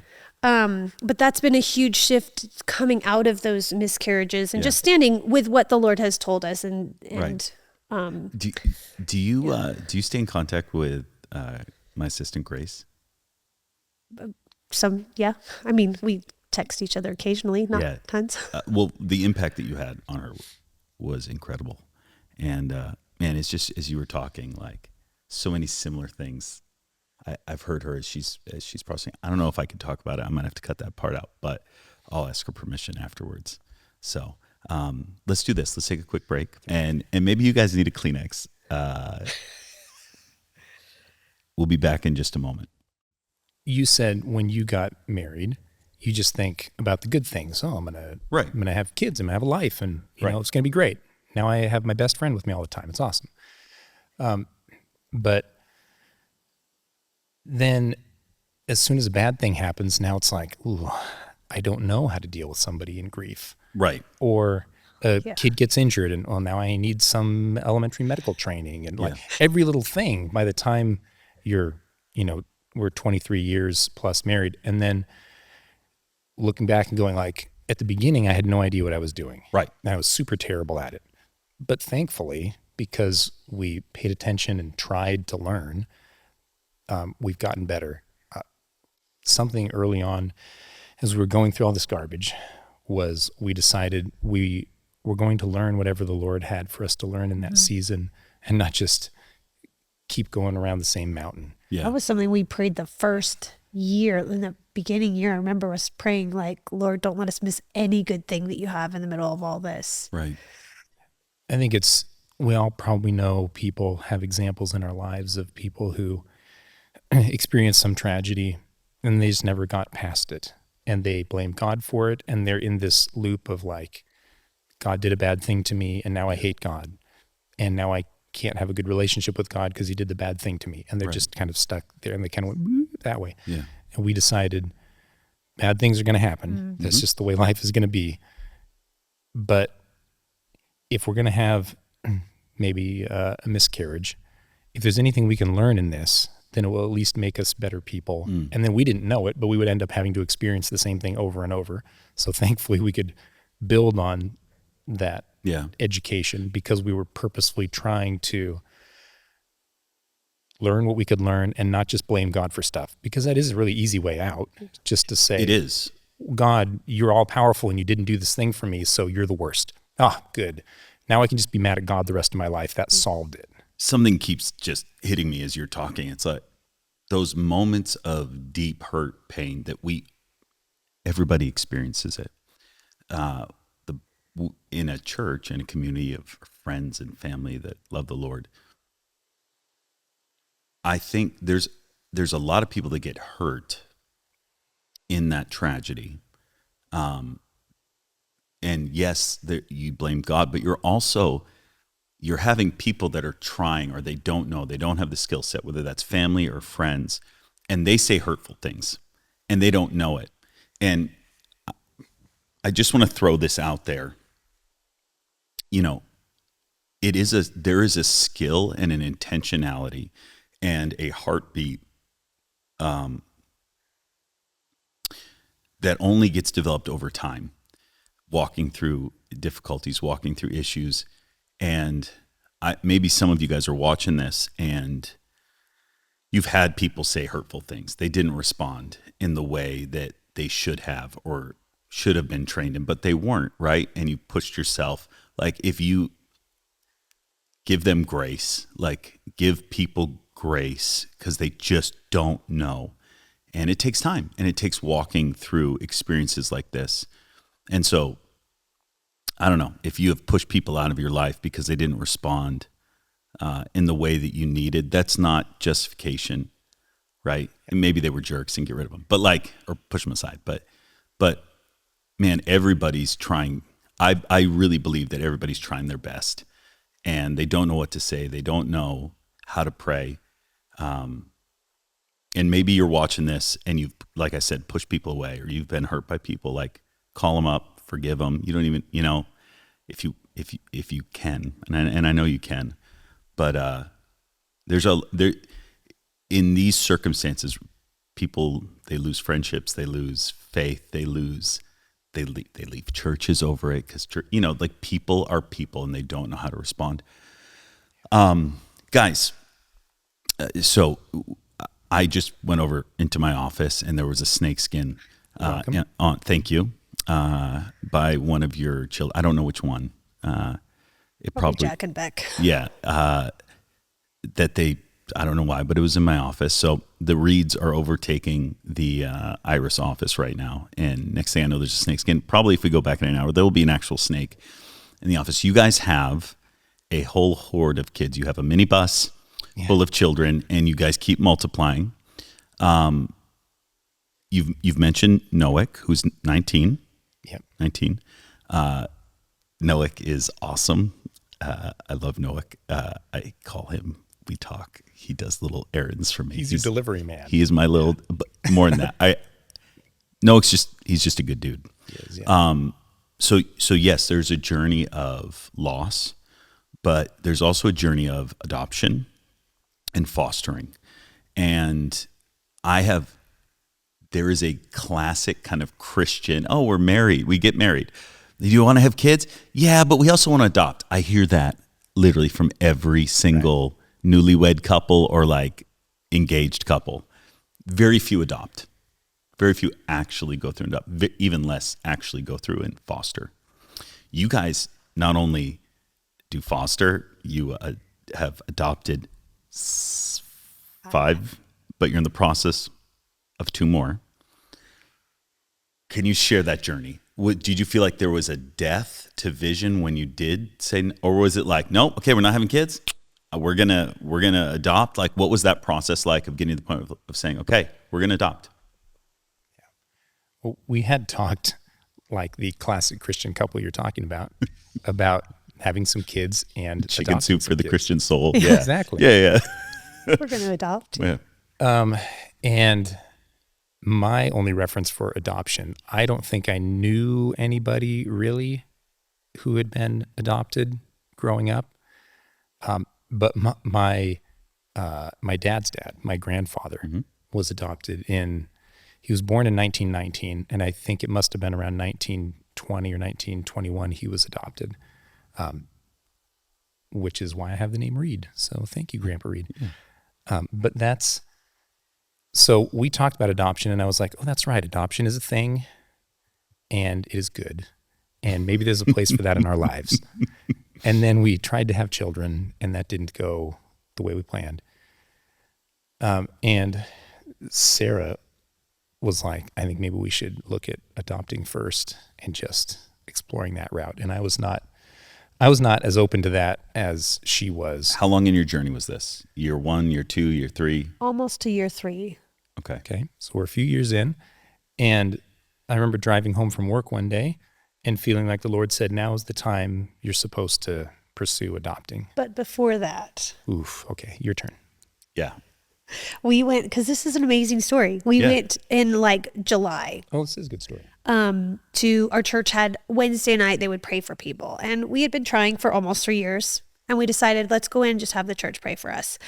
And we went in, and one particular gentleman at our church like started praying, and he was like, I just keep hearing the name Joshua. The Lord had talked to us early on about a girl and like having a girl. And so we're like, no. And my oldest nephew's name is Joshua. So we're like, we're never going to use the name Joshua. Yeah. That's just not okay. So we kind of dismissed his word. We got prayer and we moved on with our life. I started teaching in August, my first year of teaching. And I had told Gabe at that point, like, I'm ready to adopt. I want to move on with our life. Let's do this. Did you feel like you were giving up? And I just no, because in my heart, we were always going to adopt. Okay. It was just not that we're going to have kids and then adopt. And this way I was like, well, let's just switch it around. Like, I'm ready. And so I told him in August, like, I'm ready. And it was, I think, October. He was like, no, I'm not ready. I'm not there. And I was like, okay. And he, like, I think it was October, and he came home and was like, I feel like the Lord said it's time to adopt. I don't want to keep interrupting, but why weren't you there? Like, what was it that you felt? Was it you were still holding on to what was it? This a theme in our marriage is that I'm always late to catch up. Sarah knows what the Lord is doing, and it's like a year before I get there. So I've learned that, and I'm better at that now. Yeah. So even like moving out here to Tennessee, she felt the rumblings of that a year or 2 years before we moved. Yeah. She's like, this isn't forever. We're gonna leave where we're living. And I was like, yes, fine. Maybe eventually. Sure. But then I realized, oh, no. I got to pay attention to this.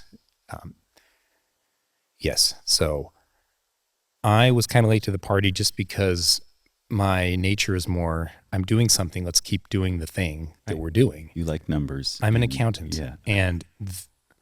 But then the Lord was like, you are doing the thing, but the thing like isn't producing any results. Yeah. I don't know if he said it exactly that way, but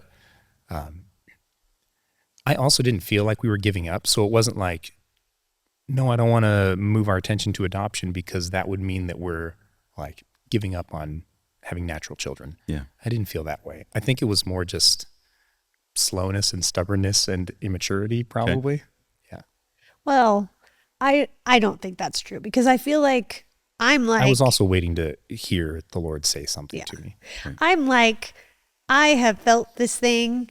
I've heard it. Let's just do it right this moment. And I feel like a lot of the time the Lord's like, I've given you a word. You're going to pray into this. You're going to move into this. You're going to help move towards that. Yeah. But the timing has always been like, the Lord has moved us at the right time every time, whether it's been adopting or it's been moving, physically moving, or so I feel like he's given Gabe like a timing and me the vision for it. Love it. So what was that moment like where you're like, okay, we're going to adopt, and then what was step one? So we decided that at the end of my school year, we would start the adoption process. So we only really knew about private adoption. So we're like, okay, we'll do a private adoption. We'll do a closed adoption. We kind of had an idea in our minds, like, okay, it's going to, I guess, look like this, because this is what we know. And I think it was 2 days, 2 hours. It was very close. It was a day or two later that Sarah was on the phone with her friend That I hadn't talked to in like a long time. She had just moved back from Costa Rica, and I was just telling her random things about us deciding to adopt. And I said some very specific things that I won't share here, but she called me 2 hours later. And she said, hey, we have a friend of my parents is here, and your name came up because of these very specific things that you said. She would like to meet you. And So this was not like an agency? No, we had planned months later when she was done teaching that first year of school yeah, to go to an agency and is get in signed October. up and go through the whole plan. And Wow. so instead, like a day later, yeah. So we met with her, and What was that like? it Sitting in a room and being like, I want your baby. was the most Thankfully, it was the other way. nerve-wracking thing. Yeah, it was the other way around, because she showed up at that person's house pregnant and said, I'm thinking about considering, doing this, yeah. I would like maybe for somebody to adopt my child. And so it wasn't us going, we covet the child within you. Please give us your baby.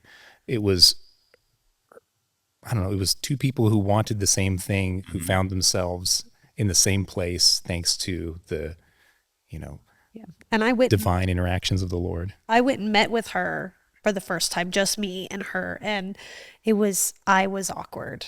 I was so nervous. And you're worried about like speaking on a podcast. Like you have done unthinkable. That's true. That was weirder than this conversation. Yeah.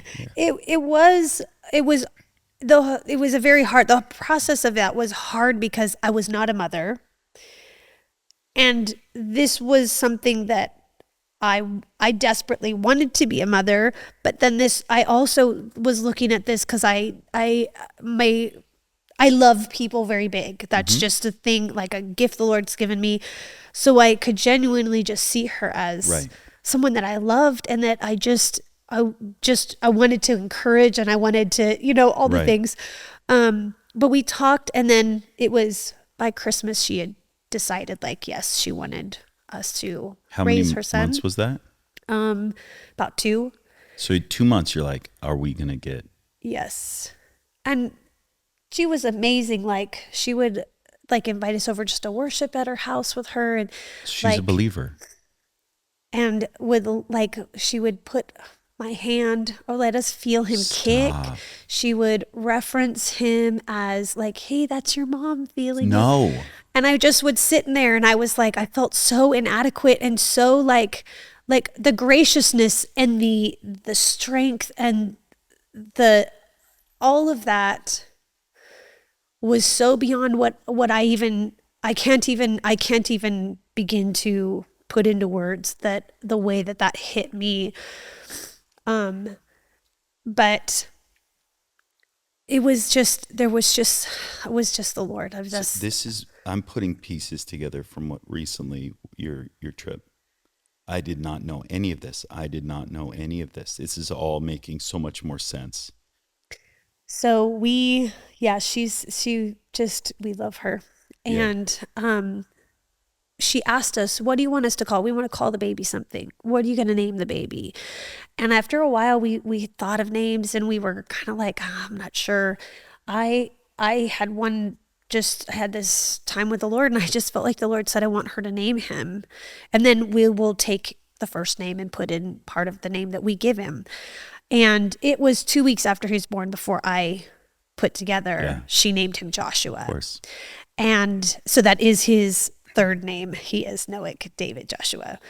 And we went back and listened to the word that this guy had given. It was all the things that we had prayed over him.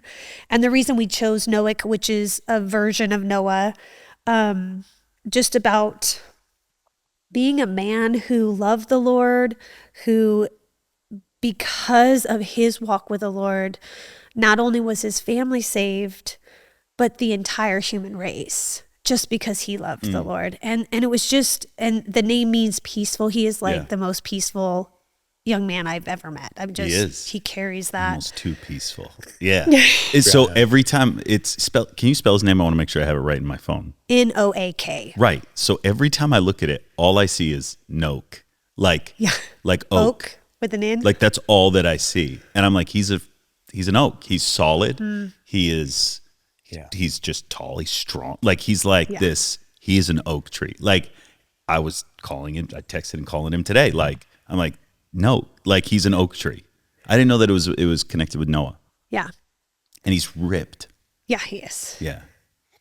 He's very strong, which is good. Which is why I have him move equipment for me. But anyway, that's neither here nor there. He's so handy to have. He is. He's very handy. He gets boxes down for me all the time. He's great. Noah is incredible. And he has a heart after the Lord. And he has a servant's heart. Okay, so 9 months. What was the moment like when she passed him over to you? So she had a C-section. We got him 20 minutes later, and then someone actually brought him to us. Okay. And we were in this little we were at the hospital. But we were in a little utility room with all their stuff. They just had a little rocking chair in there, and I don't know. I think we both cried. It's been a long time since then. So because he was born by C-section, they take him out and clean him up, which I now know more about because I was there when Landon was born by C-section. And that's our only, natural, our biological child. Yeah. Landon did look way more alien-like. Yeah. Landon was a crazy alien-looking kid. He's so big. But I now realize, because I was there, they pull the baby out, they go weigh him and wipe him off and all that stuff and hand him to me. And because she's out, because it's a medical procedure, they have to give her some anesthesia or whatever. So I'm sure I knew this, but now it like really makes sense that, so she has a C-section, they clean him up and take him to us. We must have held him first. That's probably, I don't know for sure, because like when Sarah was out, she couldn't hold him for like hours. It was before she was like, right. It takes 20 or 30 minutes before you start to come out of the like semi-anesthesia state, and then she's feeling crazy, and then it's like, well, you're not going to hand a baby to that person because she's like, her arms don't work right, and so the arms worked okay. They were fine. Your arms are fine. You have great arms. But I hear what you're saying. Like, are you saying that there was a potential that I think she never even? No. So the doctors bring him to us, and we hold him and get to see him for the first time. And then once she comes out of the operating room and is like fully with it again, then we get to go with him to go see her, and she holds him and all that process. But I think it wasn't until recently I realized, we probably held him first. It never really occurred to me, but so there we are at the hospital in a utility room, and they bring down a baby, and we're not parents at that point. And then all of a sudden we're parents, and we did get to stay in a hospital room with him for overnight. Yeah. What are some things that nobody ever talks about in the adoption that you wish you were told before? And I don't care how weird it is. I mean, that you're comfortable, but like, what are some things that you like that you never expected to take place, but took place? I have a lot of things. And Well, with him, it was very different than our other ones. I don't know if it's how we adopted him or what, but it was way easier to bond and probably because I didn't know any different. Like, we got him 20 minutes old and we became parents and learned how to be parents. But it was definitely, and like I've said, how gracious his birth mom was, and how, she just loved well and amazing. So every time we saw her, we have, ongoing relationship with her. And every time we would meet with her and see her, just such grace and kindness and love. But I always felt awkward. I felt awkward because I felt like almost like an imposter.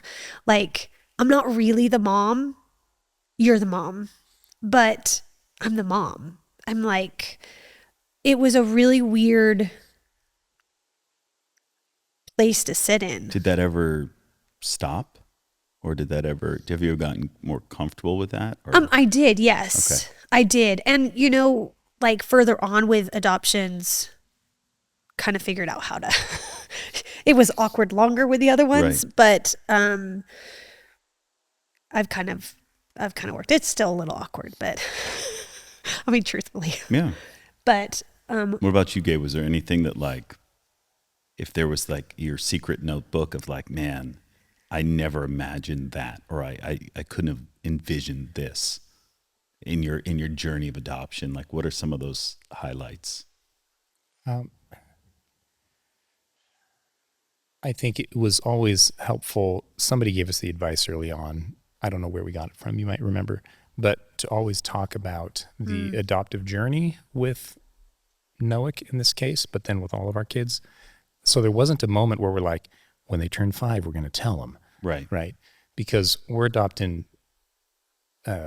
Small army's worth of children. Yeah. well, but they look like us. They're from down the street, right? We're fostering and adopting kids.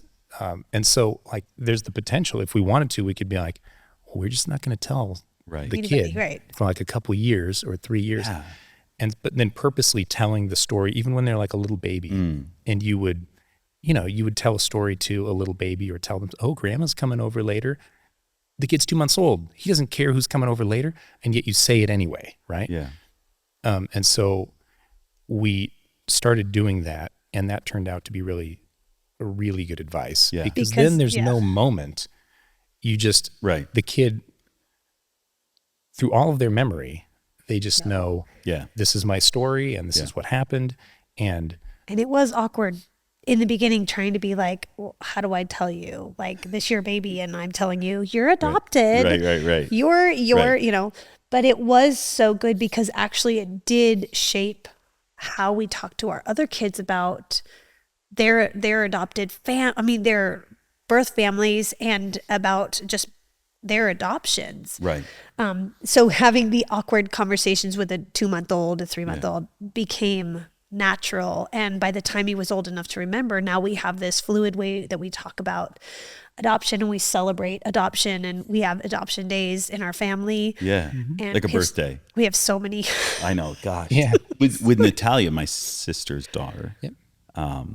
it's very obvious, Right. You're not going to keep that a secret. No, it's impossible. And it was fun. I hope I can talk about this.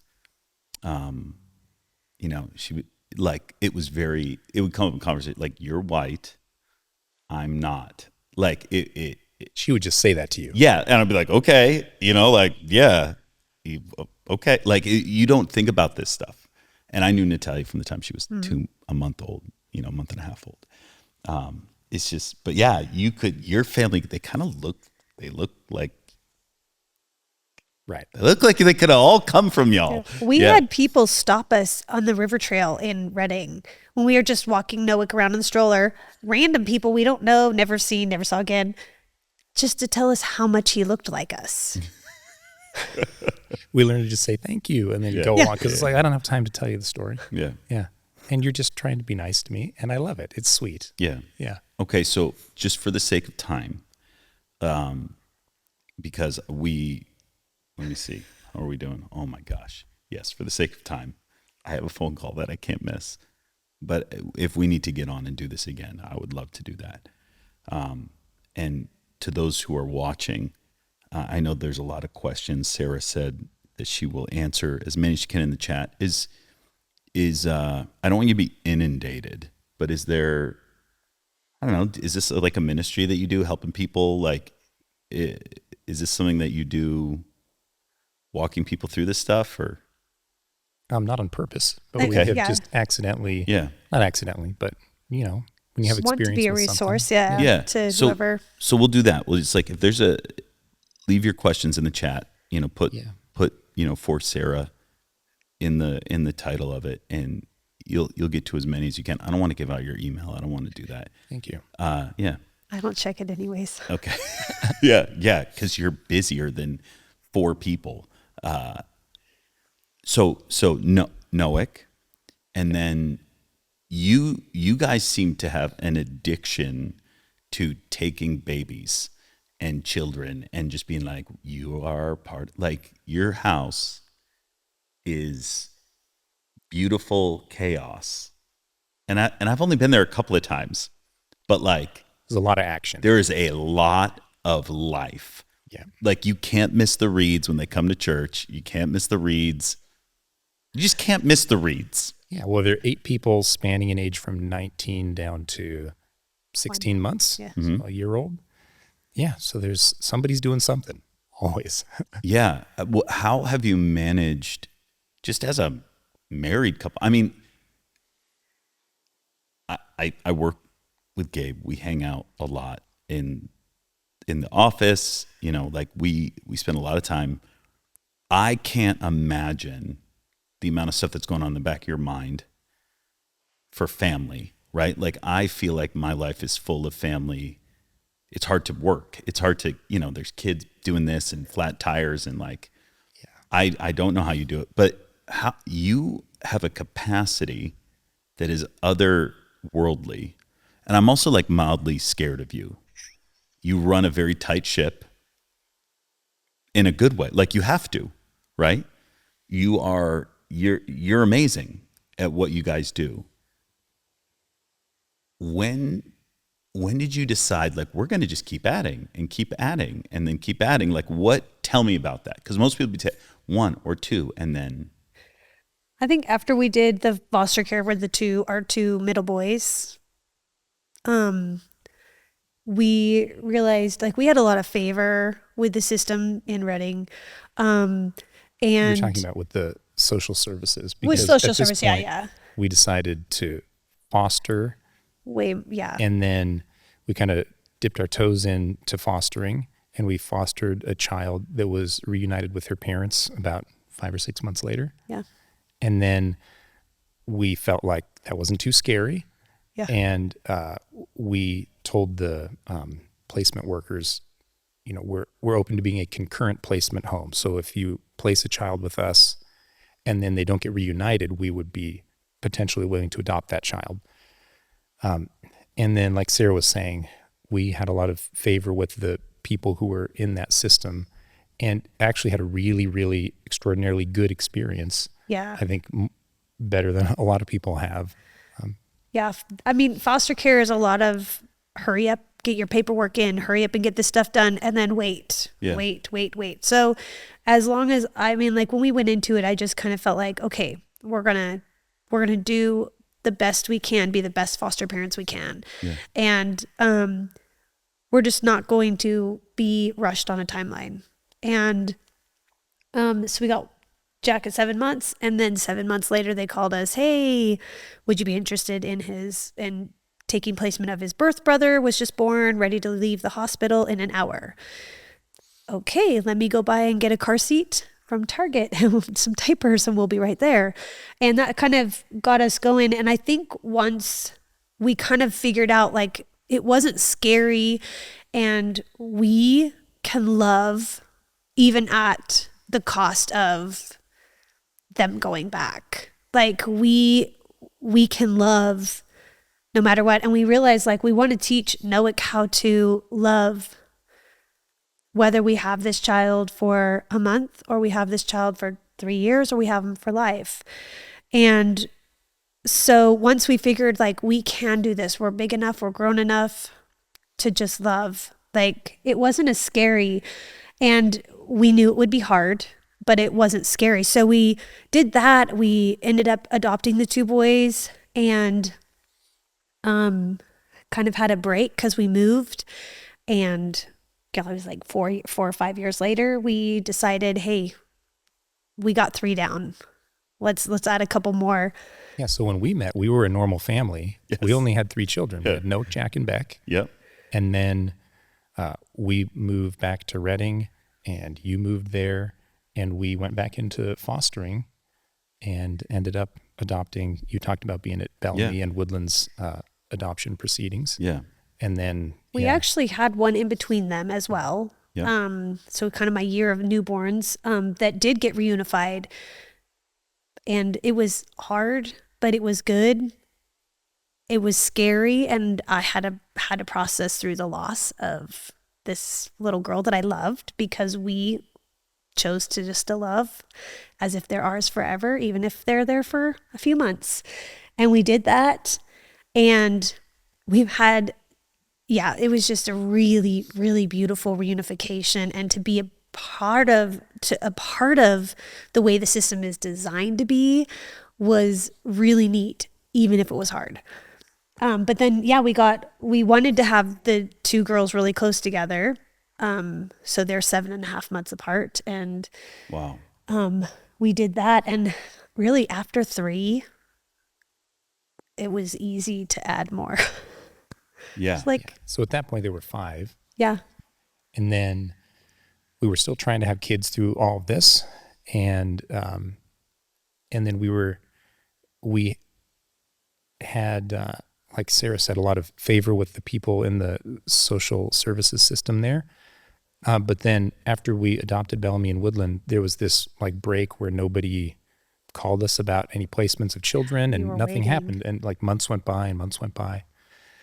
And we're still trying to have kids, and she's not getting pregnant, and months go by and months go by. And I was like, look, are we just going to like call it at 5 kids? Like that's already a lot of kids. Yeah. And we have boys, we have girls, we have like, is this it? You got a lot. And then it's not cheap. Like this is adopting through foster care is free. It's helpful. Yeah. Yeah. So yeah, private adoptions cost, like financially. But adopting through foster care, there's no with the state, but and there's benefit through the state. Yeah, they most states. I don't know all the things. Yeah, it differs by state, but yeah. But still, like, this is a lot. Like, it costs a lot, not just financially. It's emotionally. Yeah. It is. Well, and then, like, if you have 3 kids, you can fit in like a standard 4-door vehicle. As soon as you have 5 kids, it like changes the vehicles you can own. So now I got to sell that one and get a bigger one. Yeah. So we got the excursion, which I love. Yeah. Like you guys just went on a trip, right? Yeah. You couldn't fly because it would have been like $10,000. Yeah, not $10,000. Right. And so you drive. Like that is. Yeah. We road tripped with all 10 of us in a van across the country and back. Going very quickly, which we never do. Yeah. Like there is a total lifestyle change. This is we are that family. Yeah. That this is do you look at it as a ministry? And I know that's a weird way of looking at it, but do you look at this like this is our call? For me, absolutely. I mean, because I remember always thinking like, and we've had conversations about this, like, I want to do the best that I can do. And I just keep telling the Lord, like, I will do as many as we can do well. So but we knew crummy foster homes growing up. We knew, but we wanted to be a good one. We wanted to do that. And we also love adoption and we love foster care. And we just wanted to do the best we could be in that. And for me, I'm raising kids. I'm not working. Full-time job. Yeah, that's what you're doing. Yeah. So for me, that is Yeah. a focus. I see it as ministry or like a calling, I guess, but not really in the sense of like, oftentimes when I think of ministry, there's a person on the receiving end who I don't want my children to feel like, oh, you fostered or adopted me because I'm the focal point of the ministry you were doing. 100%. Thanks a lot. Yeah. You know, Yeah. you just adopted me because there was some needy kid and you were like, well, it's my ministry. So I Right. guess That's a weird question I asked you. I apologize. No, it's not weird. Yeah. I think it's right because there is a sense of like, are you doing the thing God made you to do? Yes. But then also I never look at any of the kids and being like, you're welcome. I'm ministering to Right. you. Right. That would be a bit. Wow. Yeah. Yeah. No, You're but welcome. Yeah. I think people have that sense though of like, you know what, this weekend I'm going to go to downtown where they have the food bank and I'm going to give out some food and look at me. You're welcome, people who, you know, I helped out this weekend, but not in like I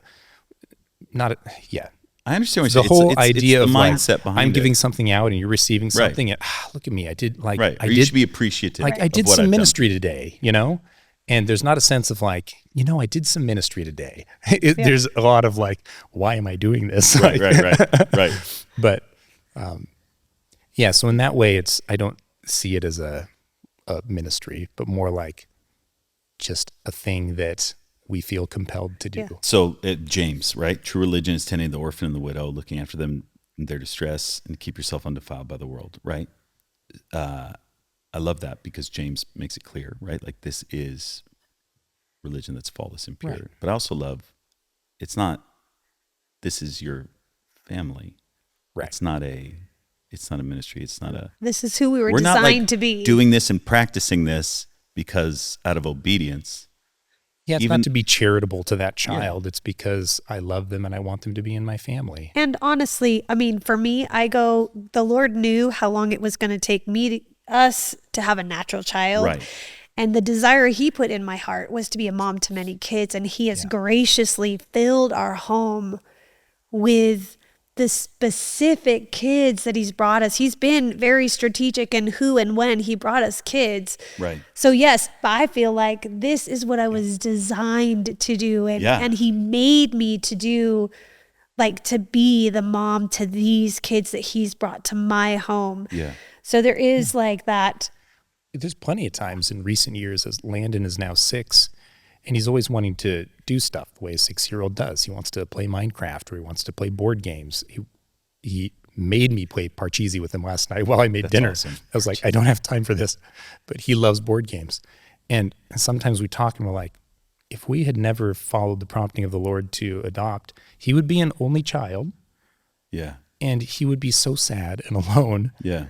But instead, he has 5 people in front of him who, after he played Parcheesi with me, he played a different board game with Jack. And then it's just person after person for him to interact with. And it's that way with all of the kids. It's like, oh, the Lord brought you all together. Can I ask a really awkward question? I don't know if I should ask this question. Do this, please forgive me. And like, if you're watching this, be like, Will, why would you ask that? Like, I have an issue. They expect that. They've seen other podcasts from you. Do they treat Landon differently? Like, or does he get picked on or like different, or like, is there any dynamic? And I know that they're like, these are all your children, but like, is there like a little bit of like, I think so. If it happens, you're not like the rest of us. You're the weirdo. Like, if they do it secretly without me knowing about it. I haven't seen it. I've never seen that. Okay. He is the odd man out. And because of that, he doesn't have an adoption day to celebrate and everybody else has one. So we celebrate his discovery day, the day that she took the pregnancy test and we realized that we were pregnant. Stop. We realized I was not going through early menopause. But the poor guy didn't have an adoption day. And so he's like, he's just less special. Right? He's in the minority. Everyone else has this extra special day. Everyone else has like a birthday and an adoption day where there's a cake and there's a gift. No. And so we included him by making up a discovery day as well, which was just recently in October. So this is like you do. So you have 8 currently. Yeah. So you're doing 16, 17, 18 birthday-ish much. celebrations a year. It's so much. And our anniversary. So Yeah. Golly. Okay. Wow. 17 years from the time you got married and started. Until got- he was born. And Yeah. you got, Landon. wait. And I want to say we got a call the day I found out I was pregnant for a foster baby after it had been months. And the Lord, we happened to be in Sonora and not in Redding, because I would have been like, yes, please, I will say yes to that. And the Lord told me, I just wanted you to know that you were done with foster care in Redding, and to sit with this, like, you're pregnant. It Because- would have been very easy to just say to the foster care placement worker, yeah, we'll accept that child as, in the back of our minds, essentially a backup in case you have another miscarriage and this baby dies. Because we had found out like the day before, right? So That we find day, out, yeah. we find out you're pregnant, and then later that day or the I next think day, it was the debt. Yeah. Anyways, doesn't matter. we get the phone call, and so we're both like, We can say yes. do we say yes to like a backup child? Stop. I mean, But- how weird is that? That is weird. But and we then for God to couldn't. be But like, you said Yeah. it. I didn't. I know, which is I'm allowed to because Yeah, I'm you can. yes. But I didn't even think that. I want See, them to know. I actually No, but- didn't think that. No, I I just- did though. I was like, she's been pregnant before. What if we like? Yeah. Yeah. Talk about Again, I'm not always been an awesome. Talk person. about that. That's a real response. It's genuine. Right. And because we had successfully adopted children through foster care and had had good experiences with that, then I was like, well, is it the provision of the Lord that there's like another child? Right. And maybe even if, Landon is born and then we have another one too, and then we have 2 at the same time, and you already have a bunch of kids, so we're already weirdos, might as well add another one. So maybe it's going to be like a double blessing, like extra beautiful. There's all Right. sorts of like Right. imagery you can put with it. And I just would have said yes, because I would have said Yeah, yes. you have an addiction, okay? And we need to talk about it. right. But it was I just look over and you just and you hold other people's babies too. It's not like I've noticed something like they get about like 2 years and you're like, Yeah. I want I have a jokingly, fresh one. but only half jokingly, tell people at church, like, well, we were driving away just on Sunday, and there was some little kids around there, and they were saying goodbye because they always want to wave goodbye to the cute little baby. Yeah. Bye. And I'm like, look, we're missing one of our kids. He's like down at the creek playing. If you hang around too long, Sarah will put you in the van and you're part of our family. She will. So scram, kids. Yeah. And it's like half joking, but also like, if there's a loose kid, Yeah, they're probably with the Reeds. Yeah. now. And they'll be fed and they'll find snake skins and put them in my office. Right. Yeah.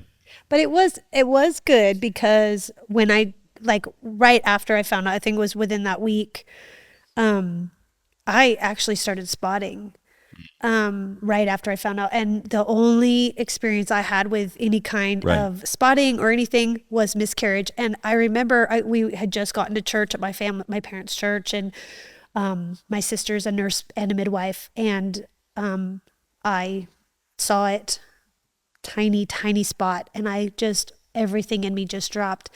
And I got her to come sit outside the church, and I just bawled, I can't go through this again. I Right, can't lose right. another baby.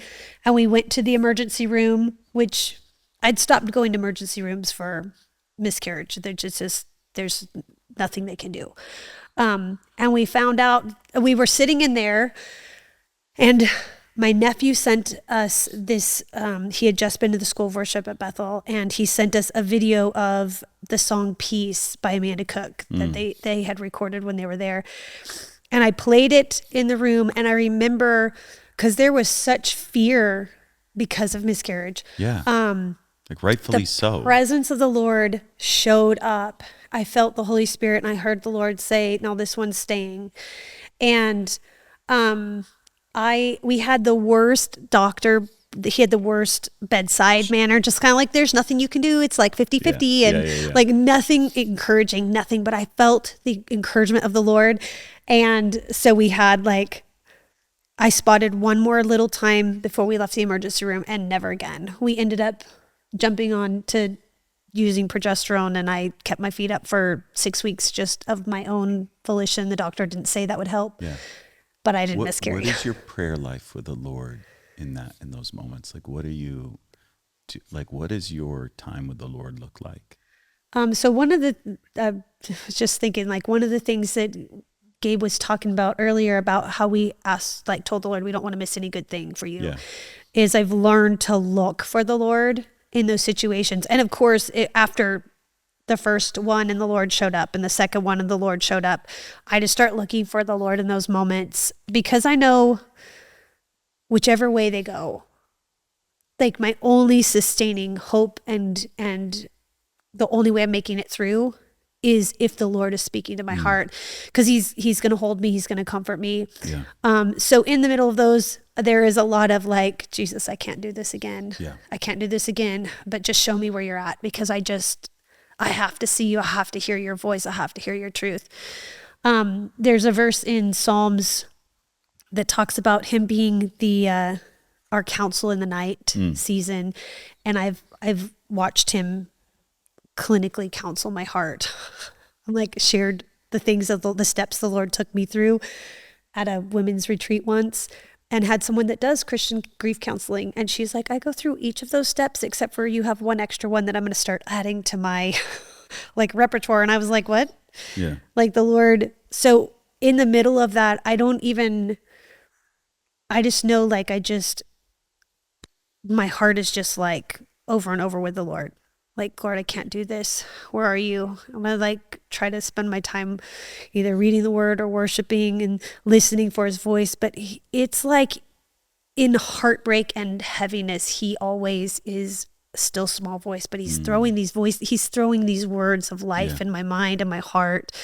And I just am looking for them. So I'm like, okay, I'm gonna have to hold on to that. Write them down. I put them on my wall. I put my verses on the wall that talk about what he said, the truth. And I keep them in front of me, and I read over them every time my heart gets scared. I read over the word that says, like, he's with me, or that he's designed me for this. And, I've got my verse, Hebrews 11:11, that the Lord brought up, that says, now by faith, Sarah, who found him faithful, conceived.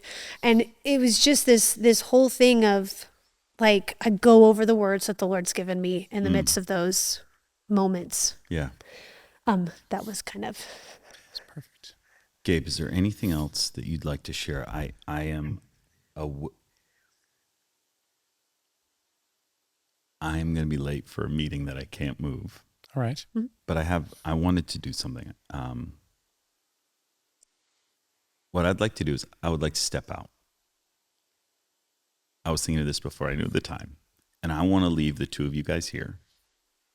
And I want you to speak directly to moms, dads, husbands, wives that have gone through this. And I know they've gleaned a lot, but I want you guys to share from your heart. And would you pray over husbands and wives that are going through this? And I will let you close this out any way you see fit. I think I would rather you speak to them because I think I told the boys at break, like, this is a very important podcast. This really is. I don't know. I'm sure there are people that have done this, but I haven't seen one. And I want to give you the freedom without my ugly mug in there for you guys to say and do whatever you want and speak to,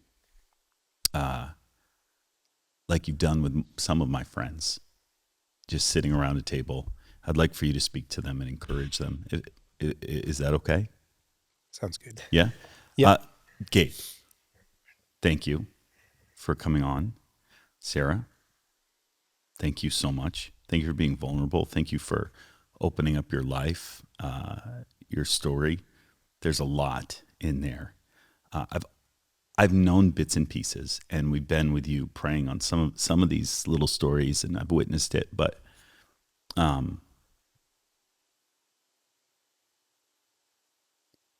I'm blown away with how God surrounds us with just the most incredible people, and I've always respected you guys, but just being able to hear the story, I wouldn't have been as strong. I wouldn't have I know that because I wouldn't have. And thank you for what you guys do for Iris. Thank you for the way you serve. Heidi, you know this, Heidi just thinks the world of you, Gabe. And she's like, he's the best we've ever had. It is true. And I think it speaks, you've been through a lot. You carry the heart of Iris, whether you went to the school or not, whether you were a missionary in the field. Like, you guys have lived a life of sacrifice, giving, and love, obedience to the Lord. And, you guys are an integral part of the ministry. Please don't ever leave me. Please don't ever leave. And I want to say this as I'll step away. Thank you for watching. Share this. Leave comments. Sarah and Gabe will go through them. And yeah, even if you don't have a question, leave something of encouragement and share this. There are people that need to hear this story. And I have a whole other podcast now I want to do just on adoption and walking people through that process. I hope you would come back and we could do that sometime, because I know there's a lot of people that have gone through the process and they've run away from it, or it's been like very, very hard. But you guys let us know in the comments if you'd like to hear some more from the Reid family. And thank you guys. Thank you for coming on. It was an honor. I love this. We need to do this again sometime. Thanks. Yeah. So I'm going to take off. Thank you guys for watching. Please don't turn this off. But if you have gone through this, if you struggle with any, if you can see any of your story in some of the Reid story, I want you to hunker down. Husbands and wives, get together. I've been watching you guys holding each other's hands. Do that. I know you've been through a lot.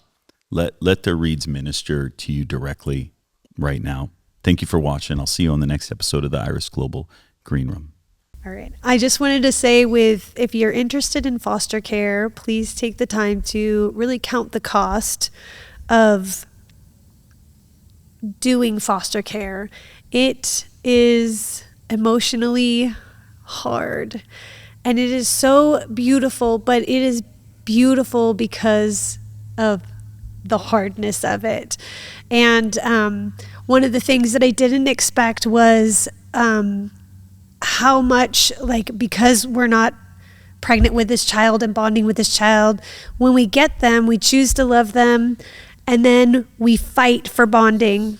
And that's if they're with you for a month, if they're with you for 2 years, if they're with you and you adopt them, the bonding process is hard. And it's that step of, I'm going to choose to love, and I'm going to choose to be the strong one. And the things that I didn't expect was I get to be the emotionally strong one when we see birth parents. I get to be emotionally strong when my child says, I just want to go live with my birth family.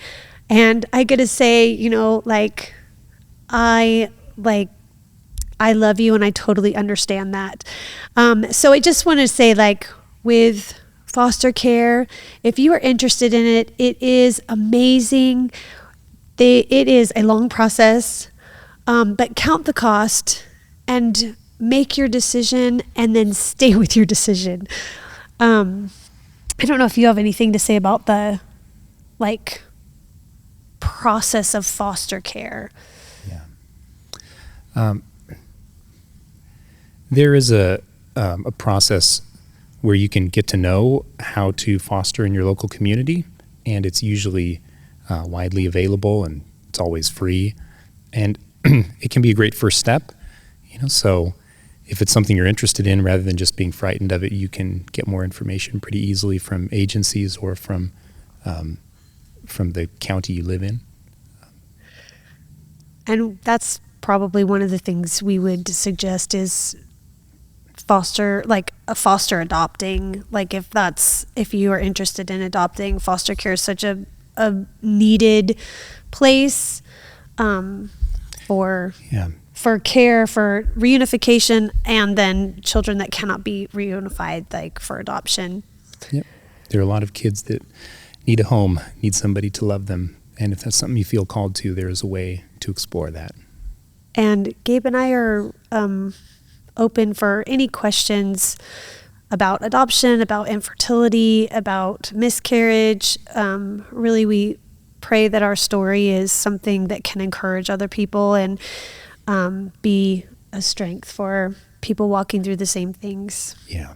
And I think it is relatable to you, even if you're not walking through one of those specific things. There are a lot of challenges we walk through. When we were talking to Will a minute ago just about his journey with Moosey through cancer, there's all sorts of challenges we come up against where we can keep our eyes on the Lord and walk through it well. So I think we should pray for people who are in these situations and close it out. You want to go Sounds first? Good. You pray and then I'll finish it up. Okay. Lord, I just thank you that, God, your heart is for your people. Your heart is for people. And Lord, that you meet us in all of these moments, Jesus. I just pray that you would give us ears to hear your voice, Lord, and eyes to see where you are at in every situation that we come across, Lord. That we wouldn't miss you in the middle of the hard things, and we wouldn't miss you in the middle of the good things, Jesus. Lord, for every person watching this who is walking through a difficult time, who is dealing with tragedy or loss or waiting for something that they feel is coming in the future, I just pray that your Spirit would be present with them right now in the room where they are, that they would feel you close to them, that they would find you in the difficulty, and that they would learn through the season of pain and hardship how to turn their eyes to you, see you, draw close to you, and that it's in those times that their relationship with you would grow most strong, instead of them taking the path of blaming you and feeling like that you've abandoned them. Instead, Lord, I ask that your Holy Spirit would draw close to them in an extra special way. They would feel you, they would know you, they would hear your voice, they would be strengthened, they would get prophetic words from others, they would open the Word and see you speaking to them. Thank you, Lord, that you are with us always and that you love us. In Jesus' name, amen.